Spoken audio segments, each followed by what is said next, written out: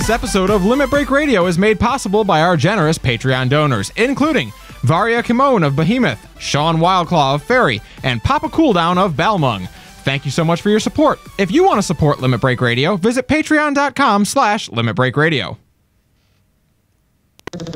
Got nuts? We sure do. At Nutty the Nutkins Nuttabulous Nutty Nut Knots, we here have every kind of nut you could possibly ask for. Nutty the Nutkins Nuttabulous Nutty Nut Knots' signature dish is a warm pup-dough nutmeg nut bread tied into a knot. There's no nuts about it. We have salted nuts, we have glazed nuts, we even have nut-flavored dental floss. We nut in your mouth, not in your hand. Every single nut is made to order, so your nuts are the nuttiest nuts that ever lived in nut. Just nut it. Where's the nut? At Nutty the Nutkins Nuttabulous Nutty Nut Knots in every major city across the globe. Don't leave home without your nuts. It's nuts how many ways you can nut. Munch 'em, crunch 'em, bunch 'em, lunch 'em, punch 'em, lick 'em, stick 'em, pick 'em, dick 'em, whisk 'em, fist 'em, list 'em, miss 'em, but never diss 'em. Ha ha! Oh yeah! We love Nutty the Nutkins Nuttabulous Nutty Nut Knots because a nut is forever.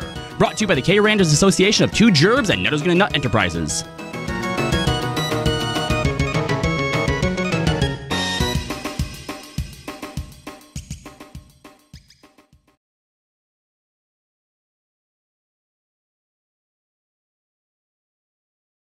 Live from Eorzea.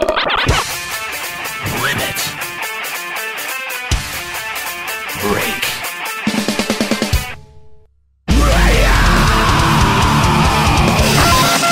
with your hosts, Aniero. Now behold the horror you have wrought. Kahlo. I said don't take your clothes off. Juxtaposition. I don't get it. Ascalia. Holy shit, totally forgot about him. And Nika. Oh my god. LimitBreakRadio.com. 5, 4, 3, 2, 1. Welcome to Limit Break Radio, episode 133. Thanks so much for joining us, twitch.tv/Limit Break Radio. If you've never joined us for a live episode, they go down Sundays at 4 p.m. Eastern. We see all the time that this is someone's first time joining us for a live episode. And really, one of the reasons that you should join us live is because we allow you to call the show. That's right. Limit Break Radio on Skype, 810-515-8715, limitbreakradio.com/Discord.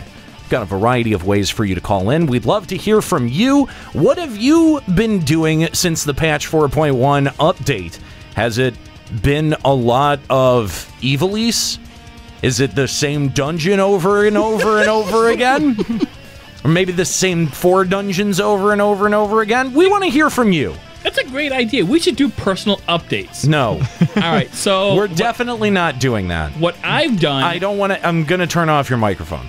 ...is I've been... and I've got them to level Nobody 51 cares. between 53. Nobody cares. Anyway, thanks for joining us here at twitch.tv/Limit Break Radio. Let's, of course, kick it on over to our Eorzean studios, which you can join us at. That's on the Sergeant Tannis Why do you... server, Plot 30 Goblet, 5th Ward, something like that. Why do you specify Eorzean Studio? Like we're an FF14 podcast. I feel like one day now you have to be like, now let's flip it over to our Azeroth studio, and we're just all in WoW. Well, we did have the one episode in the Vanadil studio. That's right. And... All right, I stand corrected. What? You sound like you want to say something. There we go. And... because if we had a Weeb City house, we would be in our Hingashi studio. He's technically true. It's true. That's true. Bitch! You're right, Nika. That is a good observation. Thank you for pointing that out. You're welcome. You know, it's funny. We can trace that all the way back to our FF11 studios being in Norg. We set that in a very specific place. Yeah. We never said. I mean, to be honest, we never set a studio place except for our own personal house. So I think that saying that we're live from our Eorzean studios What about, is like, fair. Ul'dah Studio? Because that's where we are technically. We're in Ul'dah. I mean, We're also technically in Ul'dah. You could also say our Heidelin studios. Or our Goblet studio. I mean, all of those things are technically correct. We're in our 14th Shard studio. Anyway, if you want to join us, you can do that. That's on the Sergeant Anna server in the Goblet, 5th Ward, plat number 30. And we hope that you would. You can make funny faces at the camera if you want. Try to get the iCam to be on you. Or you can just find a reason to log into this game for the first time in 6 days. Whatever happened to our trolling potato? Remember him? He moved servers. Yeah, Piggy McSquee. No, yeah. no. There was a different guy. Like Piggy's always dressed up in his pig. Remember the guy who used to always rape Juxta on camera? Oh yeah, That good guy. times. I think probably the fact that we didn't react with oh, that's the most vile thing I've ever seen. I mean, it's but it's hard. not the most vile thing. It's we ever saw. hard. It's really hard to encourage trolling here on Limit Break Radio because we're almost the ultimate FF14 trolls at this point. Mm-hmm. Yeah, I mean, there's just no one better than us. Well, because when no one's in there doing constant emotes, when no one's in there doing constant emotes, all we get is furniture and stuff. We need someone in there emoting constantly so the iCam follows you around. Maybe trolling's not the right word, but we're assholing. Creating conflict. We're definitely a divisive show, that's for sure. I mean, we generate discussion about FF14 like no other FF14 show could possibly hope to. What other 14 show? I was going to say, no other 14 show has came up on the top of Blue Garter's search results like we have before. That's right. I don't think, and I don't think any of them have, good or bad, had a thread that has stayed at the top of our FFXIV like we did. Didn't you see someone was upset because whenever they Googled FF14 podcast, they kept getting ours and they didn't want ours? Right, that's right. And I think they had said that we had strategically placed ourselves at the top of Google search results so they couldn't find any good for podcasts. That, just like we paid for our checkpoint. Yeah, I love the idea that you can just be well, you know what? I've got an idea. Maybe we should be on the top of the Google search. It's not because no one's going for that play. It's not because we're the best and most popular podcast, obviously. And we're going to pay $1,500 a month for that privilege. Also, very expensive. Also, if that happened, it would say sponsored. It's pretty obvious. That true to tell who. That true. We paid them extra to not put sponsored on there. There are. There are legit places that do that. They will pay Google to be at the top of the search results, but Google discloses that. Yeah, it does. By the way, There's does always anyone a else little box there instantly ignore everything that has a little sponsored tag on it? Yep, because most of the time I'm oh, that's definitely spyware. Yep, that's definitely spyware. Except that's what I'm looking for sometimes. It's I'm going to look for this thing, and it's sponsored, the thing I'm looking for. I'm I'm going to click the one below it. Yep. But it's the same link. I'm oh my God, no, you're right. Even if it's the same website that is directing you to, I always click on the non-sponsored one. I'm just saying, if you ever see a Limit Break Radio link with sponsored next to it, take a screenshot of it. We'd love to actually see credible proof that we would spend money on something like that. I want to meet the person who is sponsoring a link on our behalf. Yeah. Someone's got nothing better to do. That's true, because, we definitely do not spend money like that. Anyway, that is truly funny. It may have something to do with the fact that our website has been around for 10 years. That too. And has more traffic. But I know what we should do with our marketing budget now is we should put Limit Break Radio's logo on what marketing budget? On Mrs. Freshly's little potato chip things. We could be right next to Square-Enix. There you go. Do you think they would like that? No, oh my God, they'd be so mad. I think they would be furious. That's why we should do it. It's worth the money. It is almost worth the money. Someone has to email Mrs. Freshly's and see how much that would cost. Kooky, get on it. Oh my God, Please reach out. That's a terrible idea. Anyway, welcome to Limit Break Radio. We're excited to have you along. And we've got plenty to talk about today, including 2 interviews that have actually been floating around out in the FF14 community for a while. We've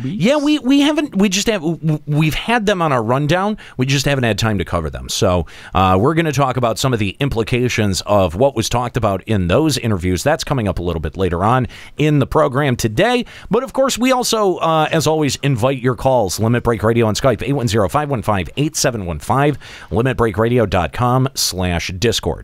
Now, before we get into the news here, a couple of things that I wanted to go over. The first thing is that we have proposed some changes to this program over to our Patreon listeners, our Patreon donors, and so we've got a discussion currently happening at patreon.com/Limit Break Radio. If you give to the Limit Break Radio Patreon page, then you know what, you can be a part of this discussion. And the thing is that it's already kind of been put out there, I'm sure, by our patrons, what exactly we're thinking about or planning on doing with this show, and I'm sure that we're going to get all kinds of feedback from all sorts of people. But the thing that you guys need to know is where we're going to engage meaningfully in that discussion is over at our patreon.com/Limit Break Radio page. That's the only place. Anywhere else, you may get a very flippant fuck off, or or we could miss it. Lick my grundle. Or if you try and throw something out like during a show, we're probably gonna miss it, and we're talking about other shit. Yeah, so. if you're like, well, that's a much more practical answer. I told them how I feel in the chat room that was scrolling really fast during the show. Then you know what? No, you didn't actually. You didn't actually. So where we're having this conversation is over at patreon.com/Limit Break Radio. Let's complain about it, and that's to ensure that the people who are actually helping to fund the project get a say in the way that the show evolves. I think that we've taken a look at the way that Square-Enix is rolling out content for Stormblood and FF14 at this point, and it's making us reevaluate the way that we approach producing this show every single week. We don't want to drop down to a bi-weekly show. We don't want to change that aspect of what we do. So we've put forward another proposal, and eventually we'll maybe next week, maybe the week after, we'll bring it onto the show for public comment, and then we'll actually make the decision and make the announcement coming up in probably the next couple of weeks after November, probably like maybe mid-November is when we'll actually make the decision on that. So time to put your mouth where our balls are. But before then, of course, is November 4th and Extra Life. Nika, let everyone know about Extra Life. Yes, Extra Life. Thank you to those of you that have been joining the team. I see you. You guys are doing a great job raising money already. Extra Life is on November 4th. It is the charity we've been doing for quite a few years now, raising money for the Children's Miracle Network. You can join the Limit Break Radio team at the link that Kookie has already placed into the chat. We are running under the Limit Break Radio name banner. And I will be streaming all 24 hours. I think it's 25 actually with the time change, 25 hours on the Limit Break Radio Twitch right here. But please join up on the team, start earning money. Let's get Limit Break Radio higher than we were last year. I think we're like 33,300 or something like that. Yeah. Let's do it. Let's do it. I signed up today. Yeah, it's actually really funny. I signed up today as well. Kahlo, didn't you sign up recently as well? I signed up a few days ago. Yeah, it's really interesting that Nika hasn't personally said thank you to any of us. Yeah. She gets okay, you do realize I wasn't home all weekend, and my texts actually just say, "Congrats, Captain, a new person joined your team." So I don't know who they were. So you didn't like look I did see them. One of you joined at 10:19 and one of you joined at 11:14. I just don't know who. Listen, Captain. I think it's Captain.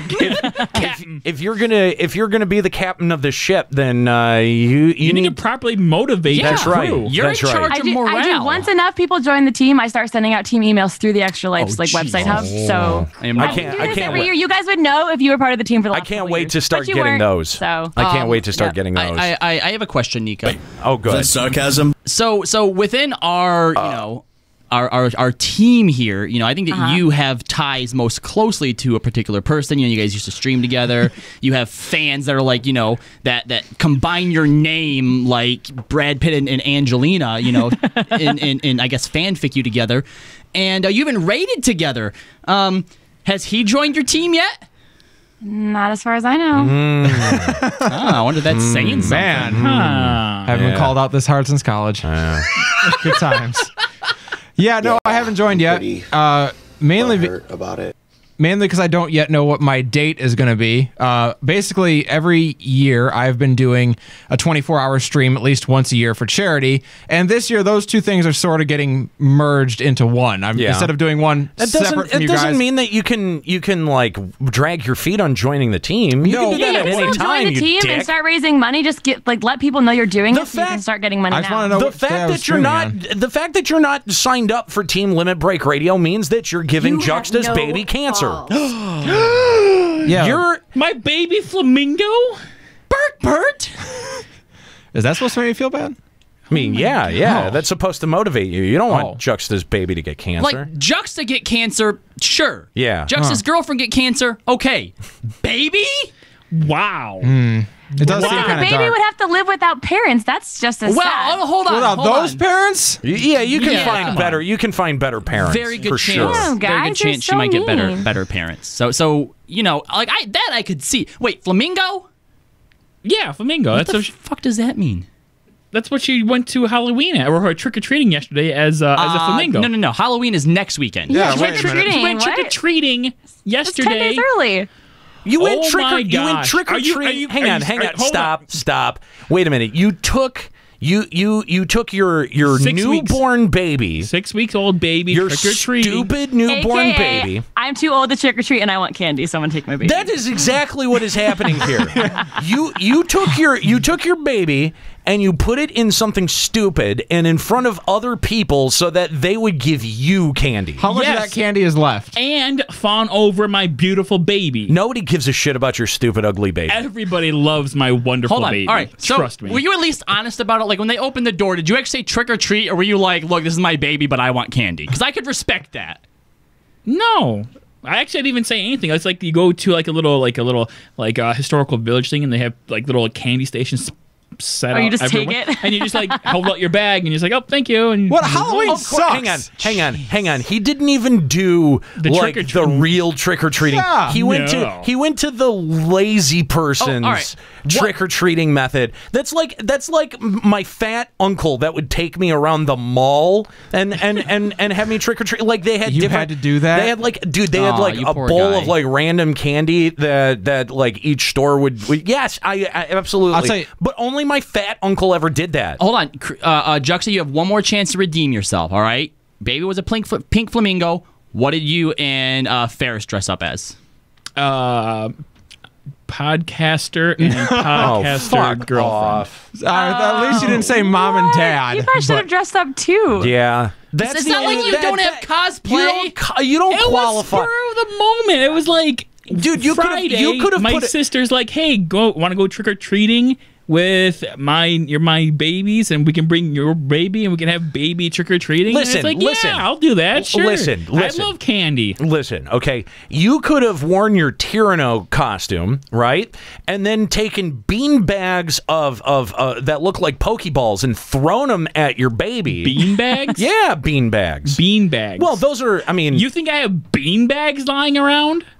Just bags of beans? You think I eat beans? I mean, usually they're filled with rice, but the thing is... Rice? Now we go from beans to rice? What kind of a person do you think I am? I mean, I would hope that you at least Maybe have you the would see 80 like cents rocks to or fucking something. I have be rocks able to laying around. I don't make have beans rice or and rice. Beans. I'm just saying, that's so racist. I'm just saying, like, you think that I have rice sitting around just because? No, what I'm saying is don't. Because what? I'm because white. What? No, because I'm white. That's why I have rice. Okay. Wow. What I'm saying is that it what probably. What are you saying? It probably. Are you saying you're a Native American giver? Is that what you're saying? Where are you going with this? You racist piece of shit. Native American giver? He's trying to be Where PC. did that even come from? Where did it come from? He's floundering. That's where it's coming from. He knows he can't like win this in any way. What I'm saying is that would have at least been a passable costume for you and your fucking baby, because you could have passed her off as some kind of Pokemon. I don't know I'm what. sure there's a flamingo Pokemon, right? And the only reason that I say bean bags that look like Pokeballs is because they're A, it's non-lethal, and B, you don't really want to take your weed grinder that looks like the Pokeball and throw it at your fucking daughter's head, because that's made out of fucking steel, okay? Hey, I hear those, which you haven't used, by the way. My don't brother, think I haven't noticed. My brother got one of those, the exact same one. He got one of those from me. I know, and this is why I mentioned it, because he says, my brother says, it sucks. It's the worst weed grinder there's ever been. It is the worst grinder ever. And every video gamer nerd gets it because they think, oh, cool, that's gonna be my first weed grinder. It's a Pokeball. That's fucking and then horrible. It sucks. It's terrible. It's the worst. It is the worst grinder I've ever owned, and I've owned a lot of shitty grinders. Lysis in the chat earlier saying, everybody doesn't even believe you have a baby. And that's so true. If you watch him stream and he has little Bert, whenever you can hear her or he shows her on stream, there's at least one person who's like, oh shit, the baby's real? Yeah. Yeah, it is. I could post in the Discord right now a picture of little Bert if you want. Do it. Please don't. No, don't. No, like, nobody real? cares. None of them care. None of the Discord chat. Juxta, I could post a picture of a baby in Discord too. I'm in the picture, idiot. Post it in the Twitch chat. Okay, it's actually really hard to post in the Twitch chat, 'cause you have to find a place to upload it and then... No, just copy the image source from Facebook and just link it. Oh my God. Just stop. Just stop. No, none of this needs to happen. The baby doesn't exist, okay? Fuck, the baby's stupid anyway. You're stupid. No, she's cute. I don't give a fuck. Man, I want to go trick-or-treating now. I do not give a shit. Nika, why did your voice crack when you said that? Because I'm catching a cold right now. Yeah, right. Get out of here. Go ahead and say your stupid baby too, Nika. No, Go I ahead. like your I know baby. what you're doing. Can I come meet your baby? No, don't do that. Yes, she's the Why cutest. would You want to hold her and feed her? She's so. I do. She's so I really good. do. Okay, so when you hold the bottle, if you hold your pinky just above her chin, she grabs onto it and sucks and holds really that's so tightly. Stop. It's so Oh cute. my God. That is so cute. I know. No, she's it's the not. best baby. I've met the baby. It's not worth meeting. Yeah, it's. I want to meet her. Save your time. Because she's a her, not an it. Yes. You have to make it to 2 years old before you're not a nit. I'm sorry. Well, I mean, she's whatever she wants to be. So if she wants to be There a he, you go. then Well, yeah, at least right I'm now, as I far love as it. we know. Oh, But Justice it is made a not. great I don't dad. think it is the proper pronoun anyway. Yeah, is it? That's not the proper program, right? They. You can Resident- always call her they until we Resident transgender know. expert. I don't think. Just ask what they want to be called. Just call her Pennywise and be over it. I like Okay, that. all right. Like Pennywise, yeah, I'm into that. Why didn't you dress her up as Pennywise? Because that's what a good father would have done. Is that the butler from Batman? Pennyworth, you ask? No, it's the clown from It. Dear God. Pennyworth? Is that's the last name? Alfred Pennyworth is the wow, butler that was in actually really Batman. accurate. I don't, No, it wasn't. well, I mean, it was like pretty close. Though. I have no idea what to say to this. None. What? What is The going fact on? that it was even like in the same fucking ballpark is shocking. I to know. me. It's yeah, because I infuriating. didn't know the butler's last name. I know that. I like in my heart. I know that. I've killed your parents, Master you did not Bruce. need to tell me that. I knew that. I don't know that you did. Alfred Pennyworth, played by Michael Caine. All right, let's check out what's going on in FF14 news. This is a limit-breaking news update. All Saints Wake has returned. Holy I didn't have it. I didn't have it open because we had something else on there. You're fired. God damn it, you are terrible at this. All Saints Wake has returned. You're some kind of moron, you know that? And my God, I didn't think you could make seasonal events even more unappealing. But somehow they've done it. Honestly, even simply Juxta would be an improvement at this point. Ooh. Eoro's Halloween-esque celebration will award you with a werewolf attire, which looks like low-res furry reject outfit. Hashtag Team Jacob. And 5 different furnitures. Holy shit. No new pets. For all the housing that everyone has Yes, after the update. that's right. No new pets, no new mounts, no new music. Now, the event last year was kind of fun as it did incorporate certain objective-based tasks into the dungeon format. Hopefully it follows the same trend. The event has begun and will end on November 1st, and your chance at getting any of these cool, awesome things will become null and void unless you buy it from the cash shop, like the previous year's items. Fun story though. They just copy-pasted last year's dungeon event into this one. It's exactly the same. Did they really? Yeah, remember? Yeah. Well, remember how much you guys were praising that. No, it is fun. It's cool, but I just wish they would have changed up some of the objectives or something. Yeah, something a little different. They're the same. What we said was they need to take the good parts of this event and put it into the main game. Into an actual event. They haven't. Instead, they just copy pasted and we've got it again, guys. Exact Yay. same thing. The guys liked it this year, this event last year. Do it again. But, for worse rewards. I mean, they're kind of cute. Like, I have this big, like, placemat with pumpkin on it and, like, the pumpkin candle on my table in my apartment. It's kind of cool, but it's... It needs cooler. music, something. It could be cooler. Is exactly it, yeah. The next episode of Duty Commenced has been released. Good job. Nice. And features community members Matt Hilton, Shannon, and Aya. Though they may not be allowed to admit it, we here at LBR have on occasion hung out with Shannon and Aya at various industry get-togethers, E3. Hey, friend of the show, Shannon. Okay. I mean, she might not admit that in public. But I don't think they're allowed to say she that. She came on stream with me one night. Really? Yeah, she streamed PUBG with me one night. Oh, when she ran you over? Yeah. Nice. So if you didn't get a chance to watch it, that happened on the 20th, I'll bet that one might have actually been kind of entertaining. So, I mean, I guess. I'll bet it's not. Wow. It can't be any worse than the live letters, right? You're already listening to a superior FF14 show right now. Not wrong. You're not wrong. I don't know if we should just that straightforwardly diss the official show. Have you ever watched it? Like 5 seconds. Yeah. How was it, Nika? What'd you think? Hard to pay that much attention to. Yeah, interesting. Much like Final Fantasy XIV, it's hard to pay much attention to. I wonder why that is. You geeks are so gullible. Listen, so... They didn't seem very enthused, that was all. Like, we don't play the game, and I feel like we seem more enthused than they were. What, really? That's because our enthusement is fueled by hatred. Enthusement. Enthusement. Enthusement. Yep. Enthusiasm? No, enthusement. Enthusement, okay. Enthusement. Yep. Mm-hmm. I like enthusement, actually. New words. I'm going to use that. Fun. As some of you may or may not have known, this year marks the 30th anniversary of Final Fantasy as a franchise. I've only been saying that for the last 7 months. Yeah. Square Enix has been touting it around all year long, from their special Final Fantasy themed wine to the newest pop-up event in London. What kind of awesome, amazing things are they doing to commemorate 30 years of Final Fantasy? Well, you can play some games and buy some stuff, like Moogle and Cactar mugs. You can also purchase tickets to one of 2 events. The first will be for Dissidia and feature Ichiro Hazama on Friday the 3rd, and the second event on Sunday the 5th will be none other than our favorite Yoshi-P talking about Final Fantasy XIV. Boy, fun. Sure wish I lived in London. Would hate to miss this. Oh, why you so angry? Yeah, I'm pretty okay with this. If I was in London, I would go.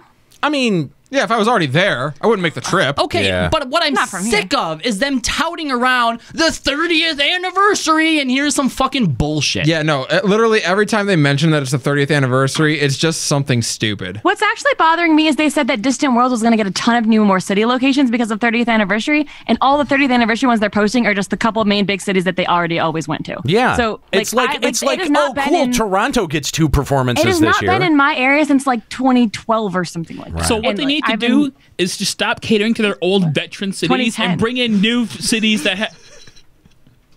Uh-oh. What? Oh.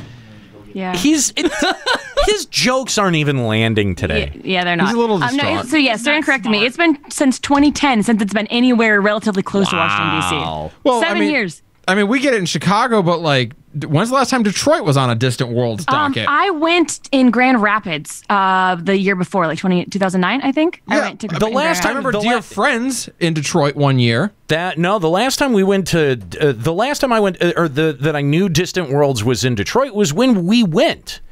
That was like the first time that we had ever met in person. That wasn't Dear Friends. No, that was Distant Worlds. That was Distant Worlds. Man, you're right. I don't know why I thought that was in Chicago, but you're right. There was one Distant Worlds in Detroit. There was. Yeah, and then there was the Grand Rapids, which was also. Yep. Has there even been one in Michigan? Well, that's not recently. No. Everybody comes to Detroit once, and then that's it. I kind of feel like it makes sense when they're just doing like sporadic dates here and there, but when they're like 30th anniversary, we're gonna get a lot more Distant World tour dates, and they're going to the same couple of big cities. Like, yeah. What? I don't get it.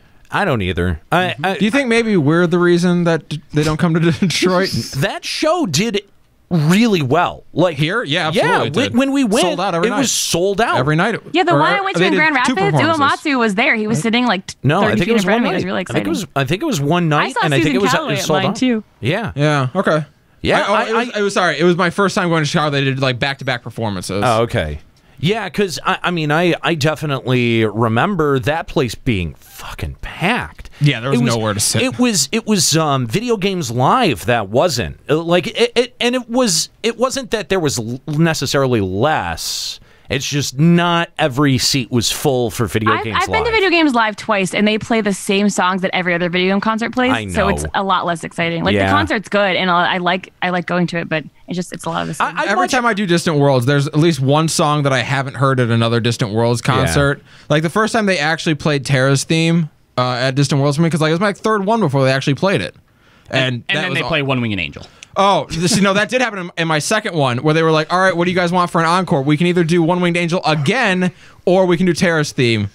Fuck that crowd. Fucking One Winged Angel assholes. You want to hear that song twice, you piece of shit. You just bought the CD. Christ. But Sephiroth is cool. No. I've never forgiven Detroit for that. Cool. Not that But you know what else they were doing for 30th anniversary is the Bahamut Escape game. They were. How was it? God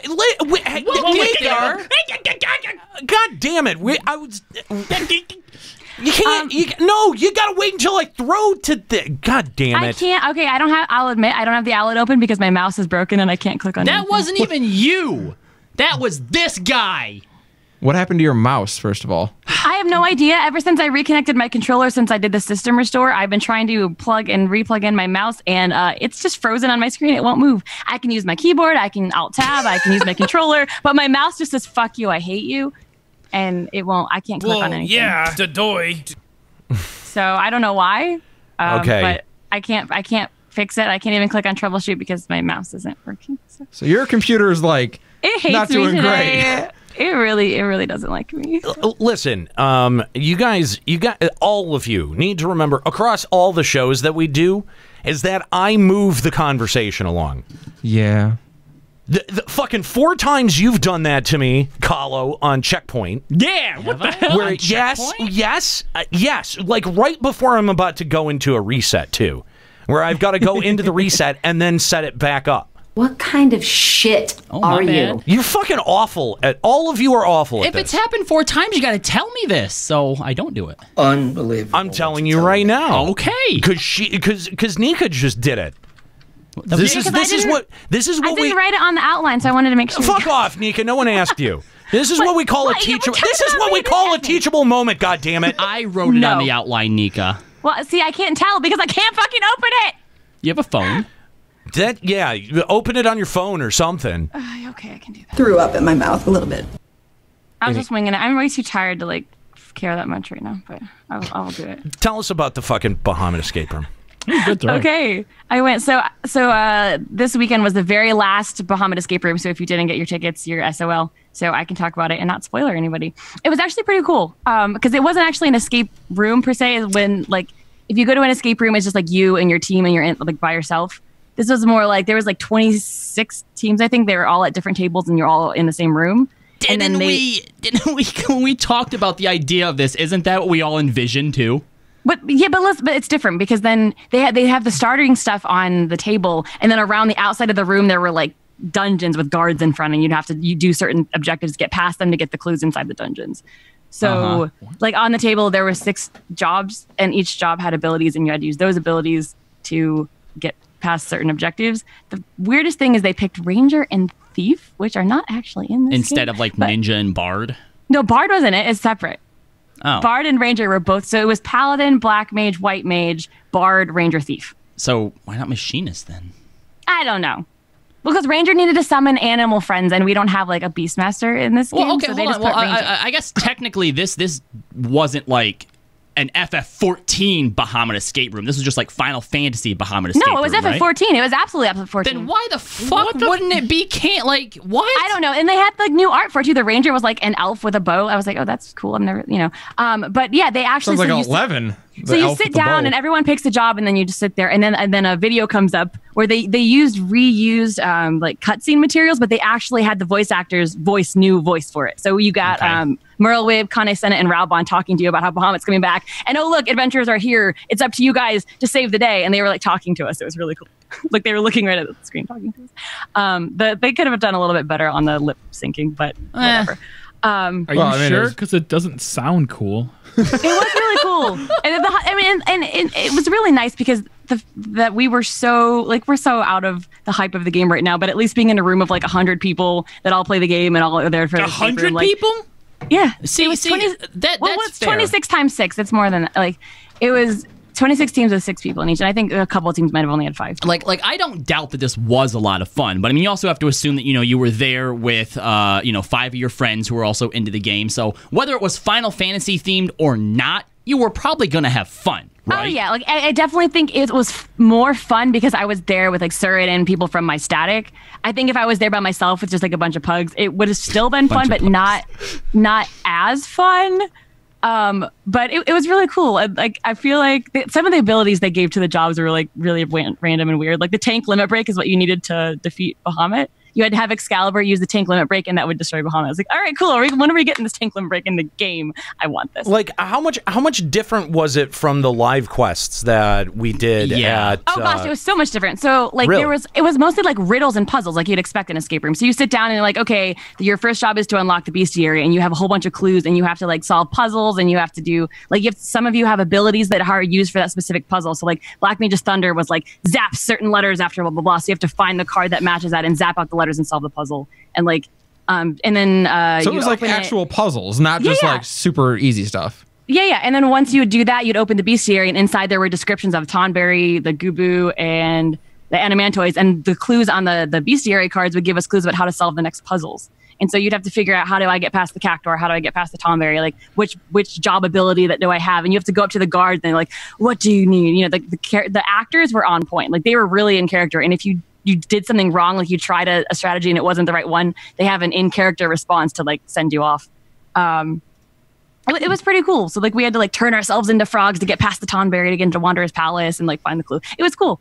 All right, so I mean, it actually sounds like escape room level. It was very escape room level of riddles. Yeah. But it was just different because we were all in one room, and then we once people started distancing themselves based on their level of riddle solving skills, and we were all everyone was all around the room at different times, so it was just kind of cool. It was very hectic. So we'd get the next clue, we'd run back to our table, open it, try to solve it, run to the next dungeon spot. There are points where we had a crossword puzzle we had to solve, but the only way to get the answers was to split up and find the answers based on our ability. So I had to go and intimidate this guard to get the password, and I run over to him with my intimidate card, and he starts screaming and panicking. He's like, "What do you want?" I was like, "I want the password." And he goes, "Okay." And so it was really cool. I know Strife was raving about the girl who only will reveal a secret when she doesn't see you. So he had to hide, and she would just hold her hand up "I don't see you," and the password was right on there. They were very in character.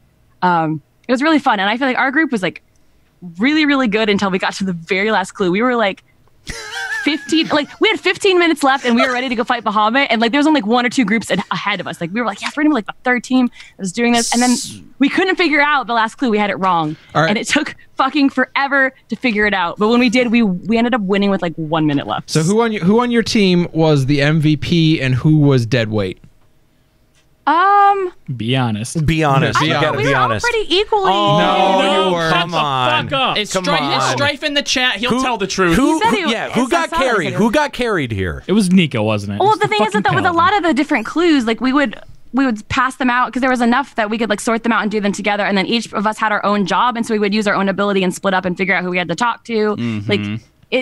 I don't know. I don't think any of us did more than anyone else. I think it's pretty telling that they were able to rush through most of it and then stalled out on the final raid boss. Yeah. It seems a lot like their history in raiding. I figured out we had to put the Moogle in the box. That's the real thing you had to do. Just put the Moogle in the box. And listen. Put it in the bowl of embers and say bye. Listen. So that was the thing you had to do. So I do think that one of the big appeals of a escape room is the actual room itself, and to take that element out of it I think is a little bit disappointing. But it wasn't completely out of it. The center area, they call it the entire, it was a big huge open room that they called the dungeon, and then in different parts of the dungeon you had the Binacle of Bahamut over in one corner, you had the Novice Network in one part, which was actually little hints if you couldn't figure it out, and then they would have the shop over in one corner, and there'd be a guard there, and then the Gubu was the one who was at the shop, and then in the other corner you'd have a little twisty area, and the first part of it was the Wanderer's Palace, the second part of it was Crystal Tower, and the third part of it was the Bowl of Embers, and you'd walk through it, and once you solve the puzzle you get to walk through and get the next clue. I mean, so it wasn't totally devoid of escape room elements. It was an escape game. I get what Nate means. Like, yeah, okay, it had all the trappings of an escape room. Yeah, but when I watched the videos, actually seeing them confined to a room, yes, it adds a whole different element. Like because not only that, not only do you have puzzles that you have to solve, is that those puzzles in a very practical way end up advancing. So, you know, like if you solve a puzzle in the room, it gives you an actual key that you use in an actual lock. Like that's one of the kind of the cool appeals. Two of them had number combination locks, and so once we solved the puzzles, we had to actually put in the number combination, open it, and the next clue came out. That was kind of cool. Okay. Like we had to go in the bowl of embers, and we got the treasure chest that was made out of adamantoise shell, which we knew was impervious to fire, but only in the bowl of embers. And we're like, okay, what's the point of that? So we open it, we get the next clue, whatever, and we figured out that at the end of the thing, you get instructions that say this is how you beat Bahamut. And we had all the pieces. We had Excalibur, we had all the moves that said we had to have.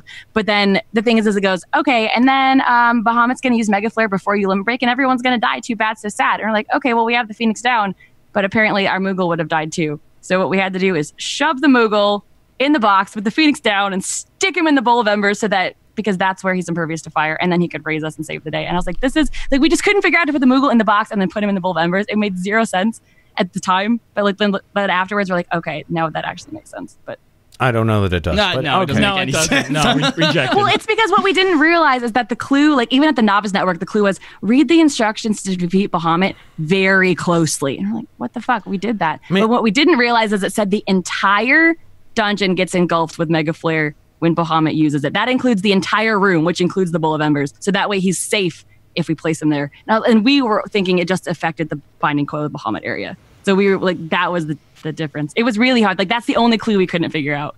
We ended up figuring it out, and I wasn't even sure why I did it. I was like, people are going in there and coming out with items like, let's just put the fucking Moogle in the box. He fits. Let's just put him in there. Let's just go. And then I walked back there, and it was the right answer, and we just like booked it over to the binding coil, and we won with like 1 minute left on the clock. Foos Rotation says, Moogle in the box, the Phoenix down in the bowl of embers, cook on high for 15 minutes, and turn over the box occasionally. Moogle fried chicken. There you go. No, but he was in an adamantoise box that protected him from the fire. He would still be incinerated. You realize, like, that's just called an oven. Yeah, it would just heat up. Yeah, you just slow roasted him and then gave him a way to bring himself back to life. I think it works because I remember Indiana Jones tried a similar tactic. And in fact, if I remember correctly, that box like flew like 800 feet in the air. So, you know what? Boxes are safe.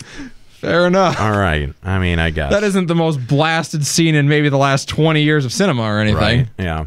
But anyway, I feel like it was pretty cool that like Square Enix had actually gotten them to like the voice actors made unique voice acting just for this, and like it was definitely very well done. Like this company knows what they're doing. I'm glad they put effort into it. That's good. It wasn't just like half-assed. It was a lot of fun. Good. Everyone in the room had a lot of fun. Apparently, our group, like the 100, like the 26 teams in my room, were apparently really, really good because at the end they listed off all the teams that won, and only like 6 or so teams didn't win. Whereas I've been talking to other people that have done it, and only like 5 or 6 teams did win. Oh, wow. And I was like, oh, Any kind of, our group must have just been really smart. Any kind of prizes? Yeah, what'd you get for winning? Anything? I mean, what do you get for normally winning escape rooms? Oh, I don't Bragging know. rights and a really cool picture at the end. Yeah, usually you get in a picture or a certificate. Yeah, we had a picture. I mean, I realize you're we won. Yeah, but I mean, like I can't like, share because my mouse isn't working. I think you know, like we know that they have the job patches and stuff like that. Like something small, cool. You know, like your own job patch, or I don't know. Anyway, Nika, congratulations! Congratulations on getting through, and glad that you enjoyed it. So we didn't have to travel all the way to New York to do it, but it was fun because I got to hang out with Strife and Sevi, who is our other tank in our statics. Did you happen to talk to any of the other attendees while you were out there? Like, you know, get to know them outside of your group? Only like while waiting in line, but it was just so hectic. Like nobody was talking to anyone outside of their group because like you only had an hour, and every like 10 or 15 minutes it would come up and say 15 minutes has passed. You have 45 minutes remaining. You're like, fuck! And you just start running around, and like so there really wasn't enough time to talk to anybody else. Yeah, I would have been curious to know what complete strangers' take on the current state of the game are. You know what I mean? Because, you know, and people throw this kind of accusation at us all the time, but, you know, our audience does tend to see the game and view the game through our lens a lot of times. They, you know, if people listen to this show, sometimes it's because they agree with us, sometimes it's because they disagree with us, but I would say that, you know, of our fans, you know, most of them are kind of where we're at. Most of them can kind of are kind of feeling like how we are.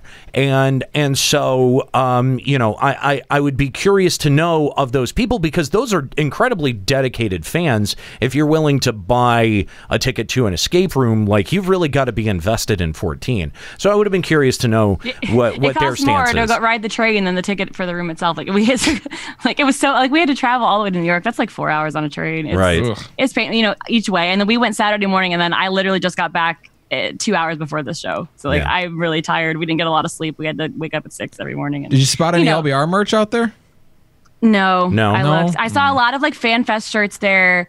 Apparently Viceroy was there at the one before me, so he wasn't at the same one as me. I was bummed, because I was like, if I missed you at the same one, I would have been so mad. But but yeah, it was a lot of fun. All right, there you go. So, are there any escape room dates remaining?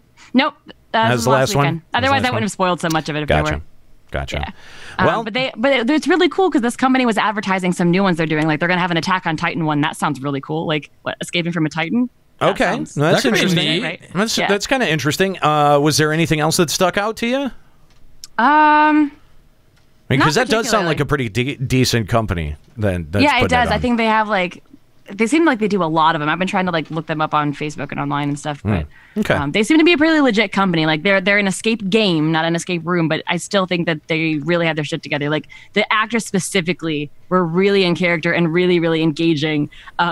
Cern had to use a bard dance to distract her so he could go steal something, and he starts doing the Carlton. and the guard was like, "Are you really doing the Carlton in front of me?" Yes.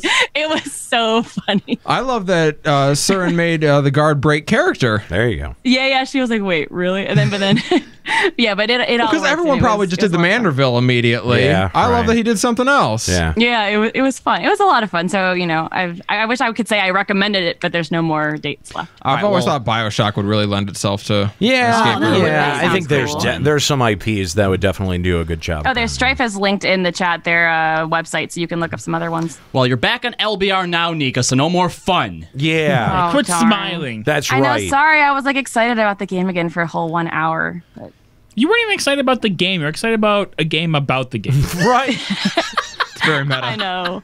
And doing things with raid static IRL.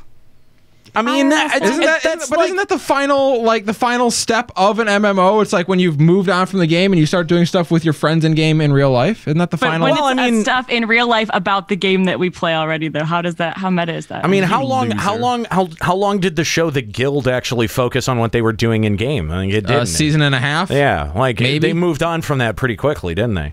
You know, I got out of watching that and I came back and did like through the newest seasons. Really, season 5 of that show was great. Jeez, there are 6 seasons. I just saw did not know that there were. I was gonna say I never finished it. Yeah, Wiley in the chat says Escape LBR. Can we look forward to it? I got news for you, buddy. You guys have been in Escape LBR, and so long as you show up to this show, you're never getting out. That's right. You just got to click the X, dude. That's right. That's the solution. Exactly. You ain't winning, brah. So thanks, Nika, for checking that out and bringing that back to the show. Appreciate it. Yeah. So we've got a couple of interviews with Yoshi-P that we've kind of talked a little bit about. We've kind of glanced on some of the information contained within, but we haven't gone and broken them down into their, specific responses to be able to try to glean what the future of FF14 might be. And I think, we're in kind of a tough spot right now for FF14, to say the least. There's a lot of uncertainty about what the future of this game is going to be. Is everything that we're going to get from now until 5.0 just going to be the same, and then is 5.0 just going to be the same moving forward? I think that all of these are pretty valid questions, and so when we have interviews with Yoshi-P to look look at. We try to give it some pretty serious examination because it is usually a bellwether to where this game is going to go. When you're holding people accountable for what they say, then that's kind of what we've been doing as we've been going over these interviews in finer detail. As the game continues to develop, and then comparing that up against what we actually get. And I think that what we found multiple times is not only that, a lot of content that, they talk about in interviews actually does end up coming to fruition, although the timetable on it may not be what they say in the interview. They usually do end up addressing it at some point. There are rare exceptions like the API, but they're that. Yeah. but for the most part, when the discussion was about jump potions, that came from a quote from an interview.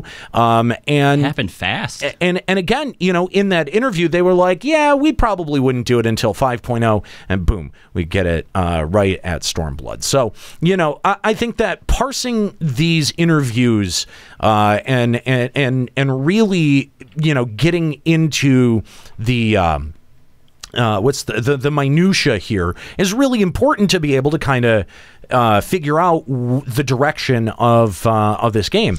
But we're also taking your calls. Limit Break Radio on Skype, 810-515-8715, limitbreakradio.com/Discord. So before we get into this GamesIndustry.Biz interview with Yoshi-P, I did want to address a couple of points of feedback about the show, about Limit Break Radio, that we have gotten most recently through our Discord chat. And Juxta, you were supposed to initiate this bit at some point, and I don't know whatever happened to that, but somebody had said that they really enjoyed podcasts with where the hosts do personal updates. And I wasn't going to do the bit anymore because you yelled at us for taking control away from you and directing the show.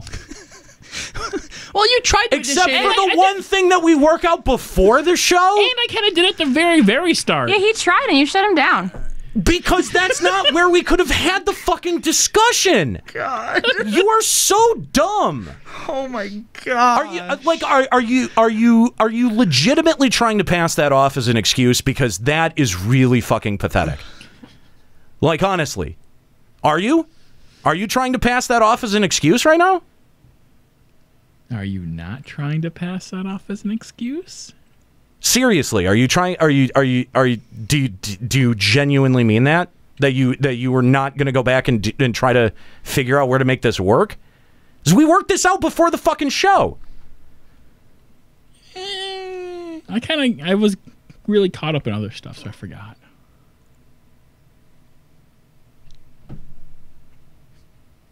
Yeah, we shut him down pretty hard at the beginning. Are you fucking serious? Like no, I'm legitimately fucking pissed now.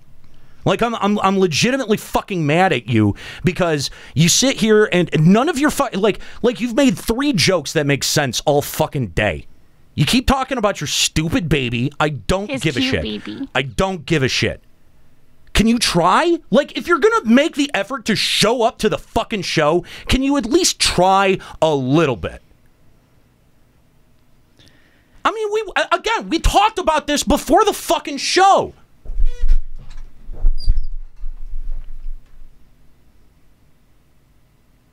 I'm waiting on an answer.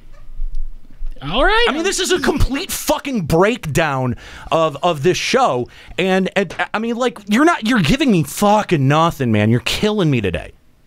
What is this? Legitimately, what is this? You've put the brakes on the whole fucking thing. What is this? What are we doing? What are we doing? I don't know. I don't.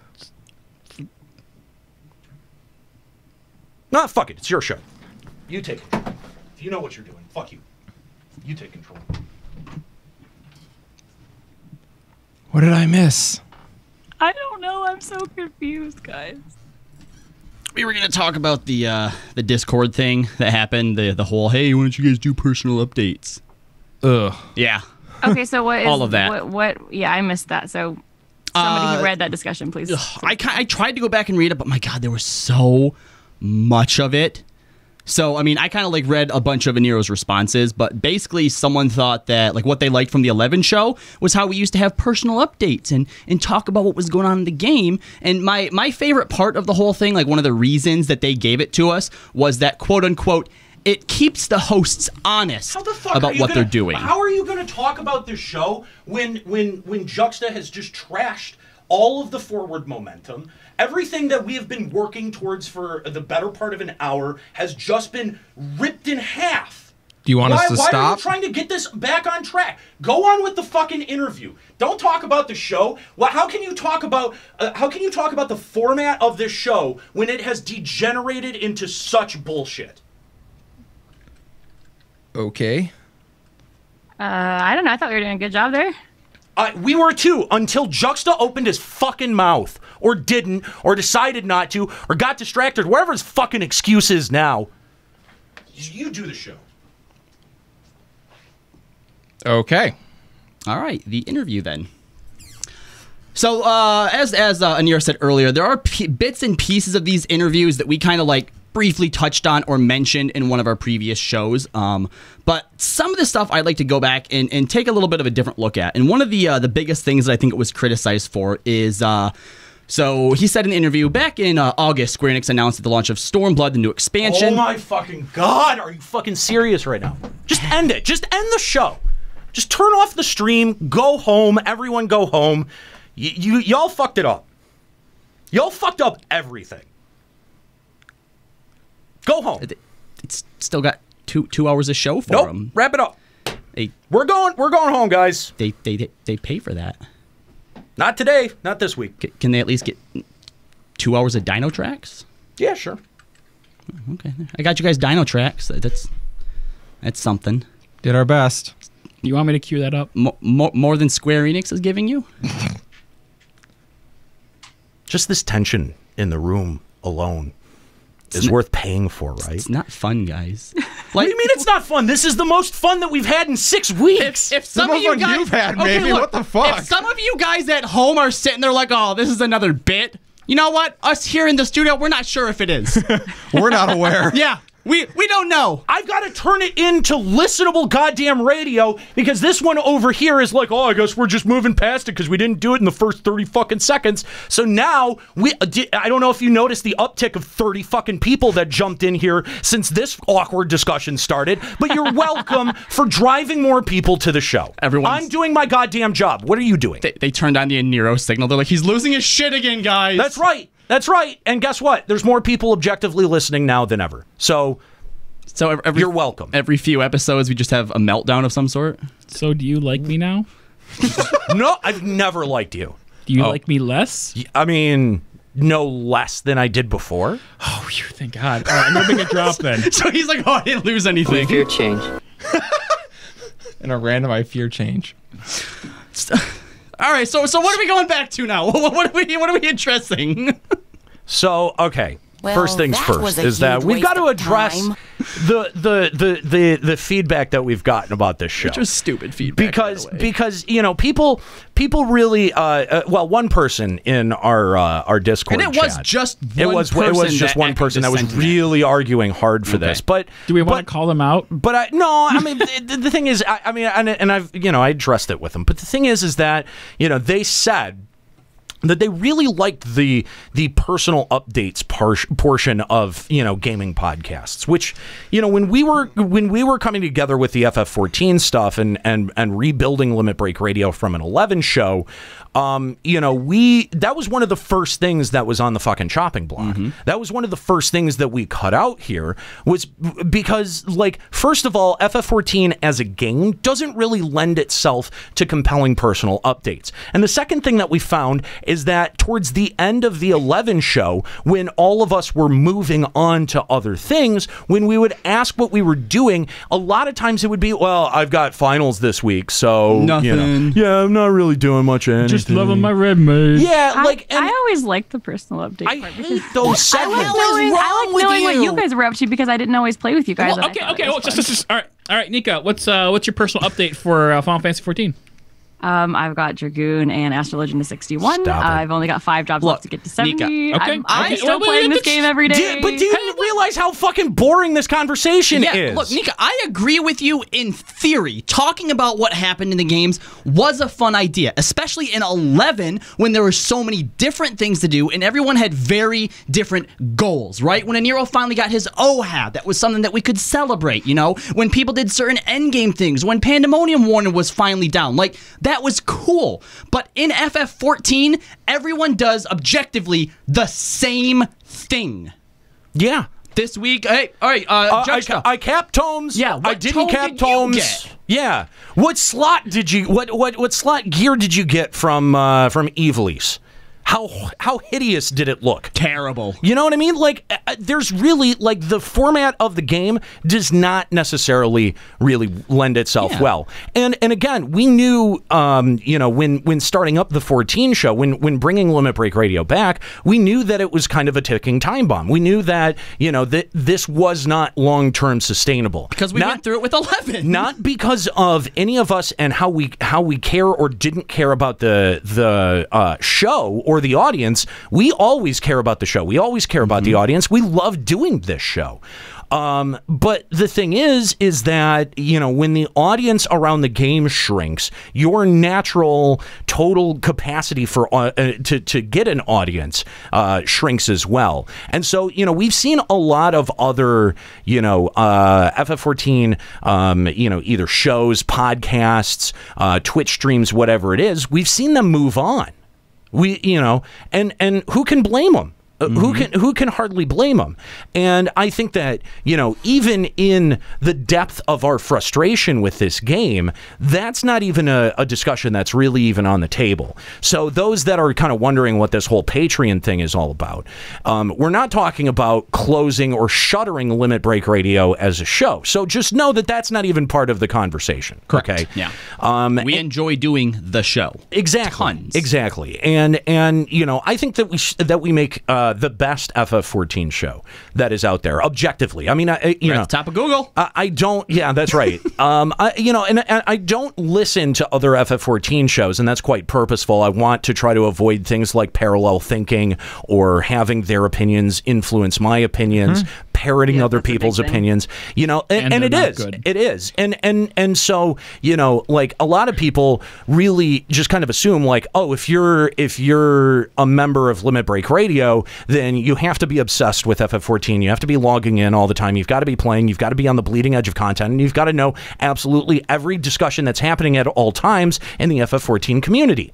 We said, and you know what? That was at one point in the FF11 structure of the show. That was very much our attitude, was that we wanted to be not just ambassadors for this community, but we wanted to have our finger on the pulse of everything.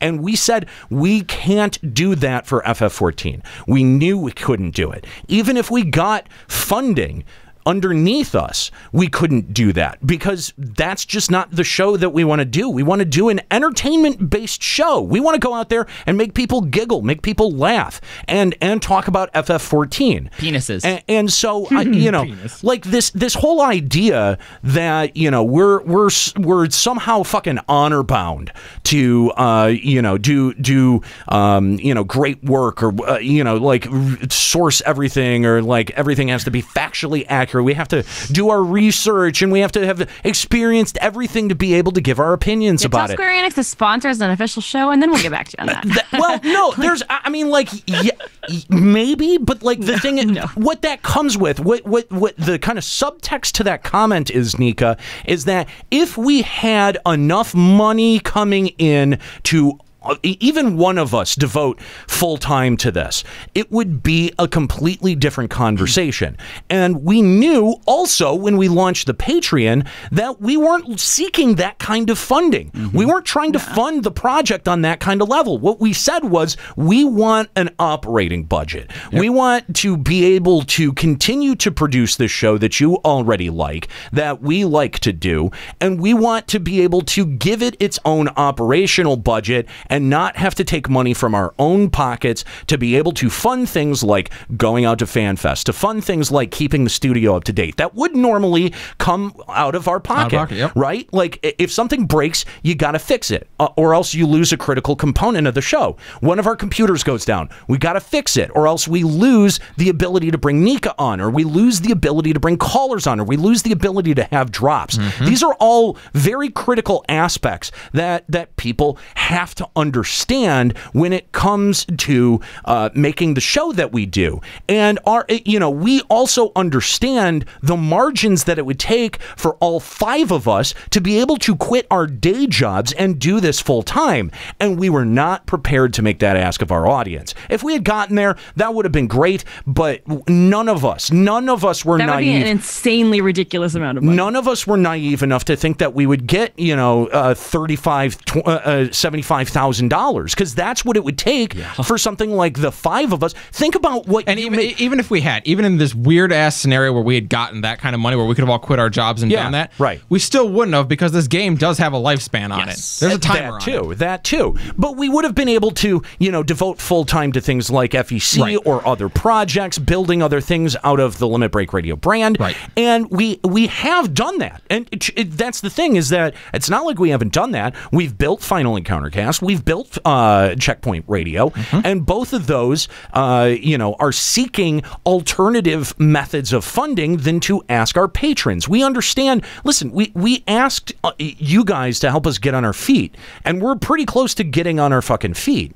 And so now we have to look at what the next step is. And of course, we're not abandoning Limit Break Radio. We would never abandon the FF14 community, but at the same time, we have to reasonably look at the amount of content that FF14 is putting out and what this show can sustain. So, again, that's a big component of the discussion over at patreon.com/limitbreakradio. But do we want to kind of just bring it to light what exactly that conversation? No. We'll save it till next week, because that way, if anyone does want to jump in on the conversation, they have a reason to give to the Patreon this week. So, $1, right? At least $1. Yeah. That's all it takes to get in the door, and you can be a part of the conversation. Now, the second part of this is that it's October. And this is a time of the year that I really I used to love a lot more than I do now, because of course the Opie and Anthony radio show is no longer a thing. So their bit known as Jocktober has fallen by the wayside and has kind of disappeared into the ether. So to honor Jocktober, I would like to put it out there that we will offer our criticism skills. Criticism skills? Yep. That's what we're calling? Yep. Criticism skills. That's right. That's what we do best here at Limit Break Radio. That's right. How about podcast coaching? Artistic critique. Artistic critique. I like that a lot more. So what we're offering you is a chance to not only have your content featured on Limit Break Radio, but also get a very honest opinion about what you're making. There you go. So we've toyed with doing this bit a little bit in the past, where we would just take a show and Jocktober it, and we would pick it. And you know what? It is mean. That's kind of the point of the bit. And so I think the way that we have decided that we're going to do it is, if someone out there, if there's a show out there that would like to offer themselves as tribute, that we will next week or the week after that listen to segments of your show on the air and critique it. Now, it doesn't have to be a podcast. It can be a Twitch stream. It can be a web show. You got to give us though a good solid, like hour-ish worth of material for us to pick through. And something representative FF14 related content. Yes, right. Yep. Actually, 14. Something representative of who you are as a creator. That's right.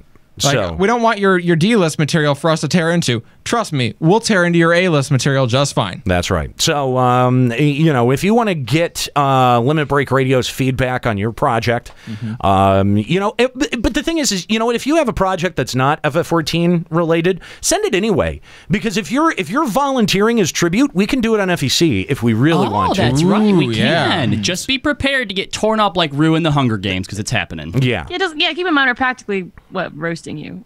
Pretty much. Pretty much. And so don't come in with the butthurt feelings already flaring, because you'll walk out with the bad time. This is kind of like hashtag roast me. You got to be prepared for it. Yeah, be ready. Yeah. I like how Nika's like warning people. Like, she's totally going to roast some people. No, I probably wouldn't. Nika's like totally going to burn you guys. But I wanted to give the warning because I just feel like you guys are just going to be real assholes, and I want to make sure. Oh, yeah, absolutely. No, they are prepared their feelings. Ooh, I totally burned you. Do not believe for a second that you're going to send us in something where we're like, you know what? It's perfect. Never mind.